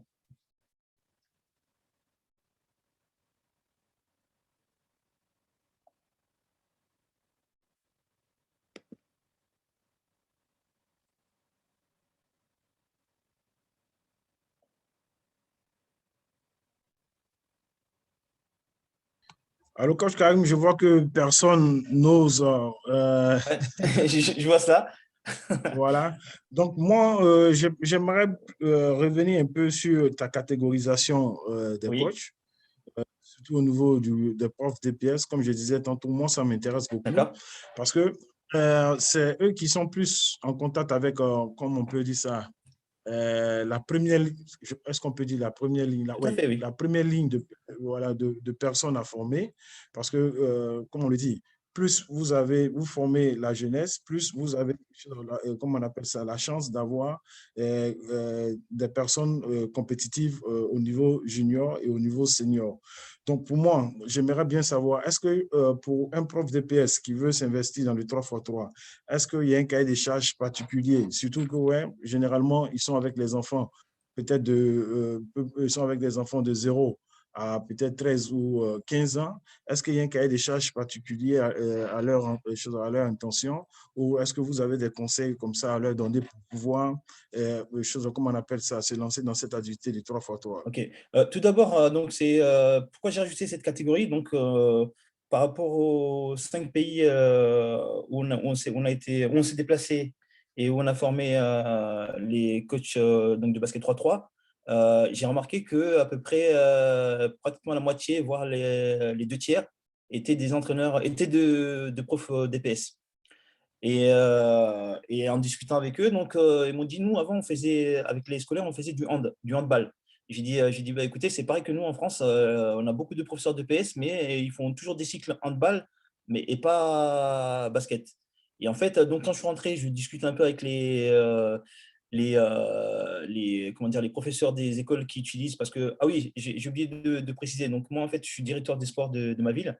Et donc, je gère 3 gymnases et 4 stades qui sont utilisés par les scolaires pendant la semaine. Et donc, du coup, en discutant avec ces professeurs-là, ils me disent, bah, écoute, en fait, ça a changé. On est de plus en plus nombreux à revenir sur le basket. Et j'ai dit, ah bon? Il me dit, ouais. Et là, il me précise, il me dit, non, le basket 3-3. Et donc, du coup, je leur demande pourquoi. Et donc, ils m'expliquent. Ils me disent, en fait, le basket 3-3, c'est beaucoup plus facile à expliquer aux jeunes élèves que le 5-5 parce que les règles sont plus souples, on peut les adapter, etc. Et donc, c'est pour ça que du coup, j'ai rajouté cette catégorie. Et du coup, il y en a un qui m'a transmis un document que je peux transmettre à certains d'entre vous qui sont professeurs des écoles qui ont envie d'en savoir un peu plus sur le sujet. Mais j'ai un document qui est complet qui est sur comment mettre en place le cycle de basket 3-3 dans les écoles primaires et collèges. Donc, qui est un peu plus long, mais il n'y a pas de souci, je peux vous le mettre à disposition, il n'y a aucun souci. Je crois qu'il y a Germain qui a une question, Olivier. Hop. Comment je fais pour lui donner la parole, Olivier? Il faut qu'il lève la main pour qu'on puisse… déjà, il faut Ok, qu'il lève d'accord, la main. il n'a pas levé la main, mais il a écrit par message qu'il avait une question. C'est Germain. Hop. Traoré Germain. Ouais, Traoré Germain. Bon, je pense bien que soit il lève la main ou qu'il laisse sa question dans le fil de discussion. On va la rapporter pour que tu puisses répondre. Ok. Parce que Germain, tu peux lever la main ou poser la question par écrit? Ok, il n'y a pas de souci. Ah, ok, c'est bon. Ok, super. Bonsoir, Germain. Bonsoir, coach. Merci pour la présentation. J'ai suivi avec intérêt votre présentation et j'ai eu la chance de vous connaître ici au Burkina lors de votre passage. Ouais. C'est un plaisir de te revoir, en fait, de te savoir là, en tout cas. Ça marche. Voilà, ma question est la suivante. Nous sommes tous unanimes que le coach 3 contre 3 est vraiment joue un rôle important. Et maintenant, j'aimerais savoir pourquoi, qu'est-ce qui empêche en fait le fait de ne pas reconnaître son statut de façon officielle. Je vais répondre d'après moi, mais après je laisserai Olivier, peut-être qu'il a plus d'infos que moi. Mais moi, je pense que pour le moment, en fait, pourquoi l'entraîneur de 3-3, en tout cas le statut n'est pas reconnu, c'est juste parce que je pense, comme ce sport, comme je vous expliquais, c'est un sport qui vient, entre guillemets, de la rue, où justement certains joueurs ne voulaient pas aller en club parce qu'ils voulaient rester pratiquer ce basket librement, justement, sans la contrainte d'horaire, sans la contrainte d'entraînement, sans la contrainte d'un coach qui leur dit quoi faire. Donc, du coup, je pense que c'est dans cet esprit-là que c'est resté comme ça. Mais par contre, comme je vous disais, l'entraîneur, c'est vraiment quelque chose de très important dans le 3-3. Je vais vous citer, je crois que je l'ai raconté, Germain, à Ouaga, mais donc Kevin Corr, donc, qui est le numéro 1 français, donc il joue dans deux équipes. Il joue dans l'équipe de Jeddah en Arabie Saoudite et il est dans l'équipe de Monaco. Et donc, il me disait que dans l'équipe de Jeddah, donc l'entraîneur, ils ont l'entraîneur qui est présent, qui fait tout, qui est aussi entraîneur, manager, intendant, superviseur. Il a pratiquement toutes les casquettes, qui les accompagne sur tous les déplacements, les tournois, etc. Par contre, avec son équipe de Monaco, qui fait aussi des tournois au niveau mondial, c'est que 4 joueurs. En fait, le club, c'est le club, en fait, parce que je joue pour le club de Monaco, le club ne leur paye que les billets et le déplacement, etc. Mais ils s'autogèrent. Donc, c'est pour ça qu'il y a beaucoup d'entraîneurs enfin, en tout cas, c'est le retour que j'ai eu dans pas mal de pays où on a été, dont le Burkina, qui n'osent pas se lancer à 100% dans le 3-3 parce que c'est vrai que quand l'équipe gagne, entre guillemets, et qu'il n'y a que 4 médailles alors que l'entraîneur, il a bossé dur, il y a certains entraîneurs, parce qu'il y a deux sortes d'entraîneurs. Il y a l'entraîneur qui fait ça pour l'argent et l'entraîneur qui fait ça pour la reconnaissance. Et je pense que beaucoup d'entre nous, on le fait pour la reconnaissance et pour aider le basket de nos pays à se développer. Et de voir que l'équipe gagne et que tout le monde a une médaille sauf soi, c'est vrai que ça fait hésiter. Mais je vous assure que dans beaucoup de pays, pour ne pas citer que l'Égypte que Olivier a parlé tout à l'heure, mais il y a le Maroc en ce moment. il y a beaucoup d'entraîneurs qui sont impliqués et qui ont fait que le basket de ces pays-là a su un développement fulgurant. Le Maroc, si je ne dis pas de bêtises, peut-être Olivier me corrigera, rien que sur le mois de Ramadan, le Maroc a gagné pratiquement 45 ou 48 places au classement, au ranking FIBA. Parce qu'il y a des entraîneurs qui sont impliqués, qui ont mis des choses en place. Je pense qu'il faut oublier ce statut-là, en tout cas pour le moment, mais je pense que dans un futur proche, ce statut sera reconnu. En tout cas, n'ayez pas peur de vous lancer. Allez-y, parce que là, on a Germain qui est avec nous et j'ai vu la motivation de ses collègues qui sont venus sur la formation à Ouagadougou. Et je suis vraiment content de tout ce qui se passe parce que je suis en contact avec eux via un petit groupe qu'on a créé et via le président de la fédération avec qui je discute beaucoup. Et je suis content que les choses bougent du côté du Burkina. Mais en tout cas, n'hésitez pas, lancez-vous parce que moi, je vous dis que je répète, je vais me répéter parce que je l'ai dit et Olivier l'a souligné tout à l'heure. Le basket 3-3, c'est une discipline qui est faite pour nous, pour les équipes du continent. Et j'ai vu vraiment des joueurs de très grand talent dans tous ces pays-là, que ce soit le Niger, le Burkina, la Guinée, la Côte d'Ivoire, le Togo. Donc, il faut y aller parce que, en tout cas, moi, personnellement, ce serait vraiment, si en 2024, aux Jeux Olympiques de Paris, il y a au minimum 2 équipes africaines, je dirais bravo Olivier, la FIBA Afrique, moi et vous tous, on a fait le job. C'est l'objectif. Il faut se dire qu'en 2024, il faut qu'on ait 2 nations africaines, au minimum 2 nations africaines aux Jeux Olympiques de Paris. Et c'est largement faisable, grâce à vous tous. OK, merci coach Karim. Moi, ce que j'aimerais ajouter en complément, c'est juste dire à Germain, c'est vrai qu'on a dit comme ça de façon, on peut dire hasardeuse, que le statut de coach n'est pas reconnu au niveau du 3x3, mais le 3x3 tient compte du coaching parce que ça soit avant et après le match, étant donné que pour des problèmes techniques, puisque un match de 3x3, c'est 10 minutes.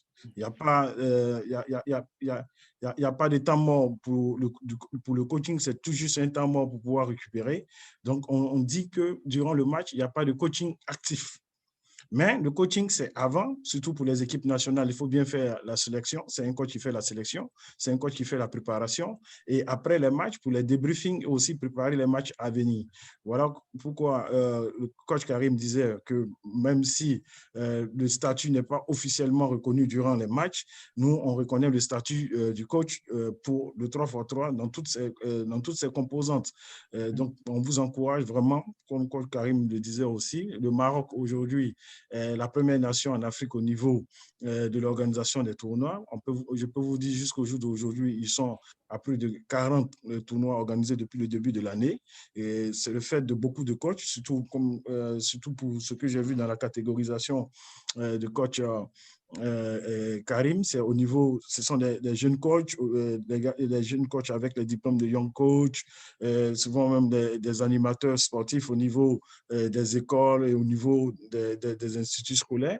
Et c'est ce que nous encourageons pour pouvoir du moins faire évoluer cette culture du 3x3 là-dedans dans les différents pays africains. Mais aussi, il ne faut pas ignorer que nous sommes en train de travailler au niveau africain à mettre sur pied une instance de coaching 3x3 qui va nous permettre, certes, de pouvoir former à la base, mais aussi de pouvoir donner l'opportunité aux équipes qui vont aller jouer dans les compétitions internationales ou les compétitions de haut niveau, d'avoir les compétences et les qualités techniques nécessaires pour pouvoir affronter les grandes nations au niveau du 3x3. Donc, c'est quelque chose sur lequel nous sommes en train de travailler avec Coach Karim. Et d'ici peu, vous allez voir que ceci va prendre forme et ça va permettre aussi de booster ce statut de coach 3x3 en Afrique. Merci. Merci pour l'apport. Franchement, c'est édifiant. On espère relever les défis. Merci à tous. Merci, Germain. Olivier, est-ce que tu as noté, tu peux me noter s'il te plaît, enfin, je ne sais pas si elle a rempli le Google Form Jubilé, parce qu'elle veut la documentation pour les écoles. Comme ça, je pourrais lui envoyer si tu as pris ses coordonnées sur le Google Form. OK, je lui ai demandé de m'envoyer un mail. Ah, ok, Parce ben que super. là, écrit et puis voilà, les choses intervenir, c'est un peu difficile. Donc, je lui ai demandé de m'envoyer un mail, je lui ai envoyé mon mail. Effectivement, c'est aussi pour tous ceux aussi qui aimeraient avoir ces Google Forms, ces documents du moins, et qui n'arrivent pas à remplir le Google Form qu'on a envoyé parce que ce n'est pas tout le monde qui a les applications sur son téléphone. Ça serait intéressant de nous envoyer un mail soit à moi ou à Coach Karim et vous allez pouvoir bénéficier de tout le matériel que nous avons utilisé pour cette formation. Et comme je l'ai dit et je le répète encore, la vidéo de cette formation-là sera disponible dès demain sur la chaîne YouTube de FIBA 3x3. FIBA Afrique 3x3. Il y a Alain Romuald qui en avait la main, Olivier.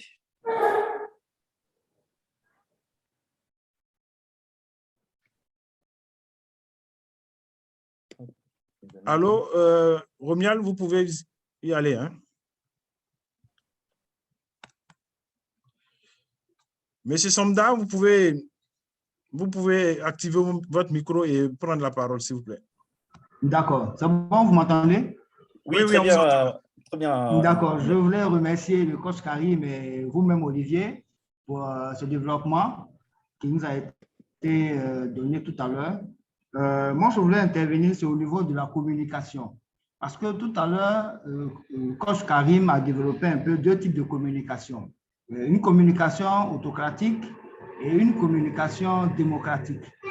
Je voulais savoir, de par ces expériences, quelle était la communication la mieux adaptée pour une équipe de notre zone? OK. Donc, moi, par expérience, j'ai testé les deux. Et en fait, tout dépend des joueurs que vous avez. Il y a des joueurs, en fait, ils ont besoin qu'on leur dise quoi faire, qu'on mette entre guillemets, un cadre pour qu'ils puissent travailler. Mais dans la grande majorité, les joueurs préfèrent avoir l'impression, en tout cas, il faut leur donner l'impression que le projet, entre guillemets, il vient d'eux. Même si ce n'est pas toujours le cas, mais si les joueurs ont l'impression d'être impliqués dans le projet, parce qu'on a pris leur avis, on a discuté avec eux, etc., ils vont vous suivre, mais aveuglement. À la limite, ils auront tellement confiance en vous, tellement motivés par l'objectif, que si vous leur montrez la couleur de mon polo en leur disant que c'est du noir alors que c'est du blanc, ils auront tellement confiance en vous, ils vont accepter que c'est du noir alors que c'est du blanc. Il faut donc, moi je pense que la méthode, en tout cas c'est par expérience pour moi, après il y a peut-être que certains d'entre vous fonctionnent de la méthode autocratique et ça marche, ça peut marcher aussi. Donc, mais en tout cas pour moi c'est plus la méthode démocratique qui fonctionne le mieux. Parce que les joueurs se sentent impliqués dans le projet, dans l'objectif, et donc c'est plus facile de travailler dans ces conditions-là. Mais ça se trouve, là, ça se trouve parmi les entraîneurs qui sont là, il y en a certains qui fonctionnent avec la méthode autocratique et ça peut très bien fonctionner aussi. Je pense que tout dépend des joueurs, déjà d'une, et deuxièmement de votre sensibilité, parce qu'il y a des gens, il y a des coachs, voilà, c'est le cas dans mon club. Moi, j'ai un coach qui est qui est très bon, qui fait du résultat, et c'est un coach qui parle très peu avec les joueurs. Et après, moi, personnellement, ce n'est pas ma façon de faire, mais ça fonctionne. Donc, si ça fonctionne, tant mieux. Donc, je pense qu'il n'y a pas, entre guillemets, de méthode définie. C'est plutôt à vous de trouver la vôtre. Et vous pouvez même faire un mix, moitié autocratique et moitié démocratique. Ça marche aussi. Mais en tout cas, ça, c'est les deux grandes façons de faire. Mais après, c'est pas quelque chose de figé. Tout dépend du niveau, de la catégorie et de la qualité intrinsèque et extrinsèque de vos joueurs. D'accord, c'est bien noté. Allez, merci bien. C'est bien noté, merci beaucoup. Merci à vous. OK.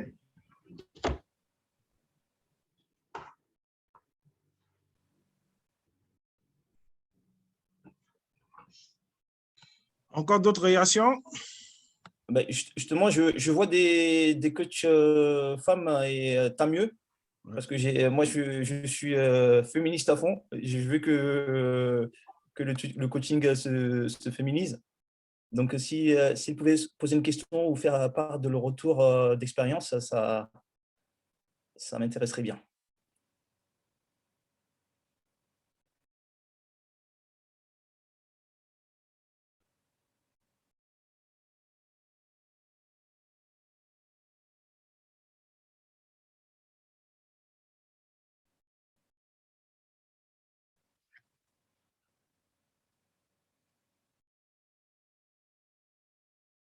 Ah, mais malheureusement, on n'a personne qui, du Qui est la côté.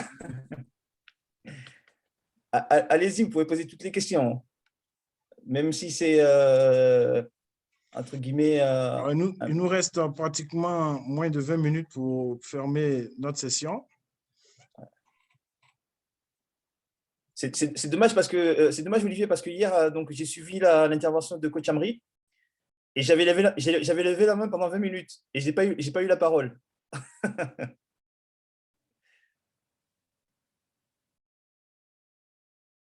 Mon coach Karim, ce qu'on va faire, Oui, s'il n'y a pas d'autres dis-moi. interventions, vous allez Oui, faire votre conclusion et puis on va clore cette session. d'accord. Oh, ok, ben, déjà d'une part, je vous remercie vraiment à toutes et à tous d'avoir pris du temps pour assister à ce webinaire. Et comme je le disais, vraiment, je ne remercierai jamais assez aussi bien la FIBA qu'Olivier, Alimami ou Michael de nous donner cette opportunité-là de partager avec vous nos expériences et nos compétences. Et c'est vraiment un plaisir d'être là avec vous, là en webinaire. Mais comme je disais à Olivier, vraiment à chaque fois, là je suis à mon 6e pays sur le continent, mais à chaque fois que je vais sur le continent, j'ai qu'une seule hâte, c'est de revenir. Parce que c'est vrai que je leur apprends des choses, mais j'apprends énormément aussi de tous les entraîneurs que j'ai le plaisir de rencontrer et avec qui j'échange. Et comme je vous disais en début de séance, je suis vraiment désolé parce que j'ai créé le groupe. Je n'ai pas eu le temps de rajouter tout le monde. Aujourd'hui, j'ai réussi à enregistrer sur mon portable tous vos numéros de portable, en tout cas ceux qui ont assisté au premier webinaire. Je vais les rajouter aujourd'hui. Et sur ce groupe-là, c'est votre groupe. Donc, n'hésitez pas parce que sur ce groupe-là, il y a Olivier qui y est. Si vous avez des questions, vous avez besoin de n'importe quoi, de séances vidéo, d'entraînement 3-3, de documents particuliers, etc., n'hésitez pas à écrire sur le groupe avec tous les entraîneurs qu'il va y avoir dessus. On va pouvoir échanger, partager. Ça se trouve, on va rencontrer des difficultés qui sont similaires, mais on aura des façons différentes de résoudre ces problèmes-là. Et c'est l'occasion de partager et d'échanger. Mais en tout cas, le but du groupe, c'est vraiment ce que je vous disais, c'est que le basket du continent aille de l'avant. Parce que moi, je suis sûr que, comme disait Olivier et comme je vous l'ai dit, ce basket-là, il est fait pour nous. Cette discipline-là est faite pour le continent. Et on a les joueurs talentueux pour participer, que ce soit à la Coupe du Monde, aux Jeux Olympiques et à d'autres événements. Mais c'est l'occasion de montrer au reste du monde que sur le continent, on sait aussi jouer au basket. Et ça, c'est vraiment, ça va dépendre de chacun d'entre nous. Il faut qu'on mette en place, que ce soit dans les écoles pour ceux qui sont des professeurs d'école, que ce soit même dans vos clubs. Comme a dit Olivier, c'est très simple le 4-4, le 3-3, parce que vous avez 4 joueurs, 3 joueurs plus un remplaçant. Une voiture suffit à transporter une équipe. Contrairement à une équipe 5-5 où il faut un minibus, plusieurs voitures, vous pouvez mettre en place des championnats, que ce soit dans vos régions, dans vos villes, dans vos villages. Mais en tout cas, quoi qu'il en soit, il faut vraiment que le 3-3 se vulgarise sur le continent. Et en tout cas, moi, et je pense que c'est le cas pour Olivier et la FIBA, on compte énormément sur vous. Et vous allez voir, c'est tout bénef. Et ne pensez pas que le 3-3, entre guillemets, va piquer les joueurs du 5-5. Le 3-3, ça peut être aussi un complément sur le 5-5, pour développer le 5-5. Donc, n'hésitez pas à tenter des choses, à mettre en place des choses. Et je suis, quand j'aurai tous vos coordonnées par Olivier, je vous rajouterai aussi sur le groupe. Et n'hésitez pas, moi je suis un couche tard, un lève-tôt. Je passe mon temps sur les terrains et à apprendre des choses et tout. Donc n'hésitez pas. Et dernière chose, et après je laisserai Olivier conclure.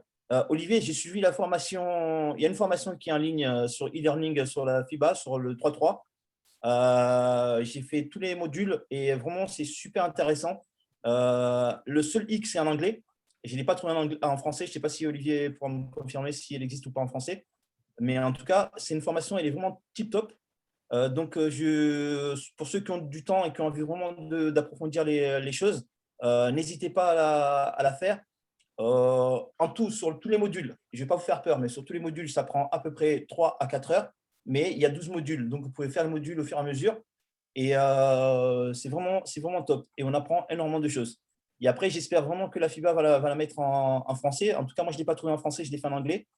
Mais c'est vraiment super intéressant. Donc, n'hésitez pas. Et vous avez la chance donc d'avoir Olivier. Et Olivier, je sais qu'il n'aime pas trop se mettre en avant, mais moi, je veux le mettre en avant parce que c'est quelqu'un qui est aussi passionné par le 3-3, qui fait énormément pour le 3-3, pour le continent. Et je pense que FIBA Afrique et notre zone ne pouvaient pas rêver mieux comme ambassadeur qu'Olivier. Donc, n'hésitez pas parce qu'Olivier, en plus, c'est quelqu'un de très disponible. Il peut vous aider à mettre en place vos projets 3-3 dans vos pays. Et moi, si je peux aider de quelque manière que ce soit, je suis là aussi. Voilà, merci à vous. Merci bien, Coach Karim. Merci bien à vous. Merci bien pour ces mots gentils. Avant de continuer, là, je vais vous déposer dans le fil de la discussion le lien pour le e-learning dont il parlait. Et comme il a dit, malheureusement, c'est en anglais. Et jusqu'à présent, au niveau de FIBA, on ne nous sommes pas encore entendus pour avoir les autres versions de langue. Malheureusement, au début, on avait une première plateforme où c'était en plusieurs langues, mais avec la nouvelle plateforme, tout est uniquement en anglais. Mais nous restons à votre disposition pour pouvoir vous aider, même si c'est en anglais, pour pouvoir vous aider à avancer, à faire vos tests de e-learning. Normalement, à la fin de cette formation, vous aurez un test à passer. Et pour ceux qui auront réussi le test, c'est un certificat de 2 ans qu'ils auront, voilà, pour avoir passé brillamment ce test. Et c'est très intéressant, très enrichissant parce que à la fin de votre formation, vous avez plus ample information sur le fonctionnement de FIBA 3x3, pas de 3x3, mais de FIBA 3x3. Il faut savoir que la structure de FIBA 3x3 est très complexe avec beaucoup de choses qu'il faut connaître et ça sera intéressant pour vous, surtout les coachs, qui êtes, comment on peut dire ça, la colonne vertébrale de tout ce qu'on est en train de faire. Il sera intéressant pour vous aussi de savoir comment fonctionne cette structure-là. Donc, je vous ai laissé le lien. Voilà, c'est gratuit. Vous avez juste à suivre les indications, les instructions pour pouvoir vous enregistrer. C'est gratuit et c'est en anglais. Mais nous sommes à votre disposition pour vous aider dans ce sens-là. Et comme Coach Karim l'a dit, toutes les formations que nous sommes en train de faire, c'est pour pouvoir permettre à l'Afrique d'être compétitive au niveau mondial. Et notre plus grand rêve, notre grand projet, c'est de voir en 2024 un pays africain aux Jeux Olympiques de Paris. Et ça, vraiment, ça sera le couronnement de toute notre tâche que nous sommes en train de faire actuellement. Et je sais que c'est possible. Il suffit juste de croire et de se mettre au travail. Pour ce qui est de la formation que nous sommes en train de faire, dès demain, si les techniciens, nos techniciens ont pu travailler comme il se doit, on aura la vidéo disponible sur notre YouTube. Je vais vous envoyer le lien très bientôt quand ça sera disponible. Et aussi à tous ceux, ce sera aussi une occasion pour ceux qui n'ont pas suivi la première session. Ils pourront trouver la vidéo de cette première session-là en ligne. Et aussi, comme Coach Karim l'a dit, il a de la documentation qu'il va mettre à disposition de tous ceux qui voudront bien de ces documents-là pour pouvoir se former. Aussi, j'aimerais inviter les gens à aller visiter le site de FIBA 3x3. C'est fiba3x3.com. C'est toujours en anglais. C'est un site qui est en anglais parce que au niveau international, vous devez vous en rendre compte, toutes les choses sont en train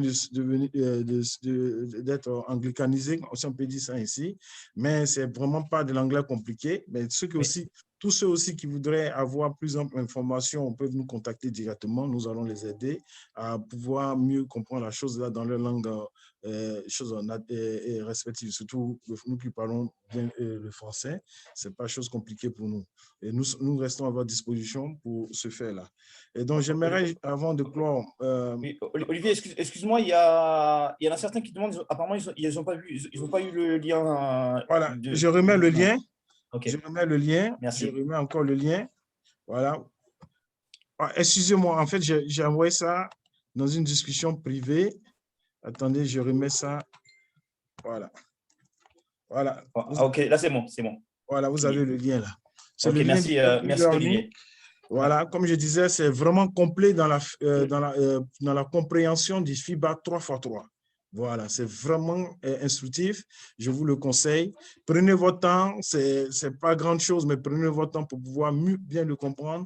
Et ça va beaucoup vous arranger dans votre formation que vous faites et aussi dans l'expérience que vous apportez aux gens sur le terrain là-bas. Avant de clore cette session, j'aimerais juste rappeler que la prochaine session de cette formation en coaching sera le 20 août. Voilà, le 20 août 2021, à la même heure. J'espère que vous allez passer le message autour de vous pour qu'on ait plus de personnes encore connectées pour les prochaines sessions. Sur ce, vraiment, je remercie tous ceux qui ont pris de leur temps pour pouvoir suivre cette formation. Merci à tous. Je vois que les gens sont connectés depuis Madagascar, depuis le Burkina Faso, depuis la RDC, en tout cas depuis beaucoup de pays que je vois ici. En tout cas, merci à vous tous et passez une très bonne soirée et à la prochaine. Olivier, il y avait une dernière question de Boubacar Silla. Ouais. Il demande pourquoi le certificat il est mis jusqu'en août.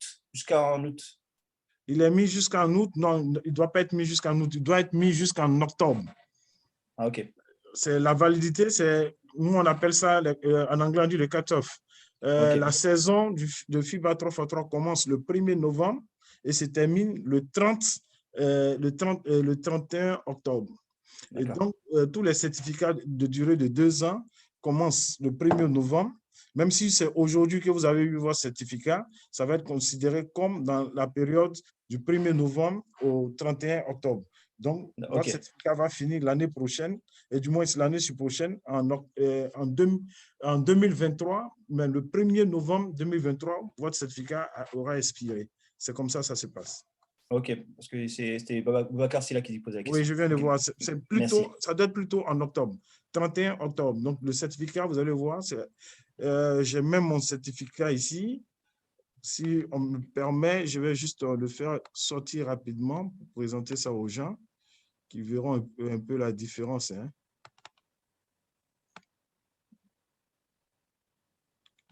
Ils verront juste un peu la différence. Voilà. Donc, je vais juste partager mon certificat pour que les gens puissent voir de quoi il s'agit exactement. Voilà. Voilà le certificat. Je l'ai passé le 5 octobre 2020, mais il est valide jusqu'au 31 octobre 2022 pour moi. C'est 2 ans. Voilà. Comme j'ai dit, ce serait intéressant pour vous d'aller vous former sur le système FIBA 3x3. Vous saurez que chez nous, l'année de FIBA 3x3 commence le 1er novembre et se termine le 31 octobre de l'année d'après. Voilà. OK. Et dedans, ils seront un peu plus sur ce qu'on appelle le ranking, l'éligibilité. En tout cas, ce sera une expérience très enrichissante pour eux. Ils auront beaucoup d'informations qu'ils pourront partager autour d'eux aussi. En tout cas, merci à tous. Et comme Coach Karim a dit, vous avez les différents contacts. On aura notre groupe WhatsApp. N'hésitez pas. Toute sollicitation, n'hésitez pas. On est là à votre disposition. On essaiera d'apporter, comme on le peut, notre contribution à votre connaissance. Voilà. En tout cas, merci beaucoup à tous et à la prochaine. OK, merci à tous. Bonne soirée et portez-vous bien. Au revoir. Au revoir.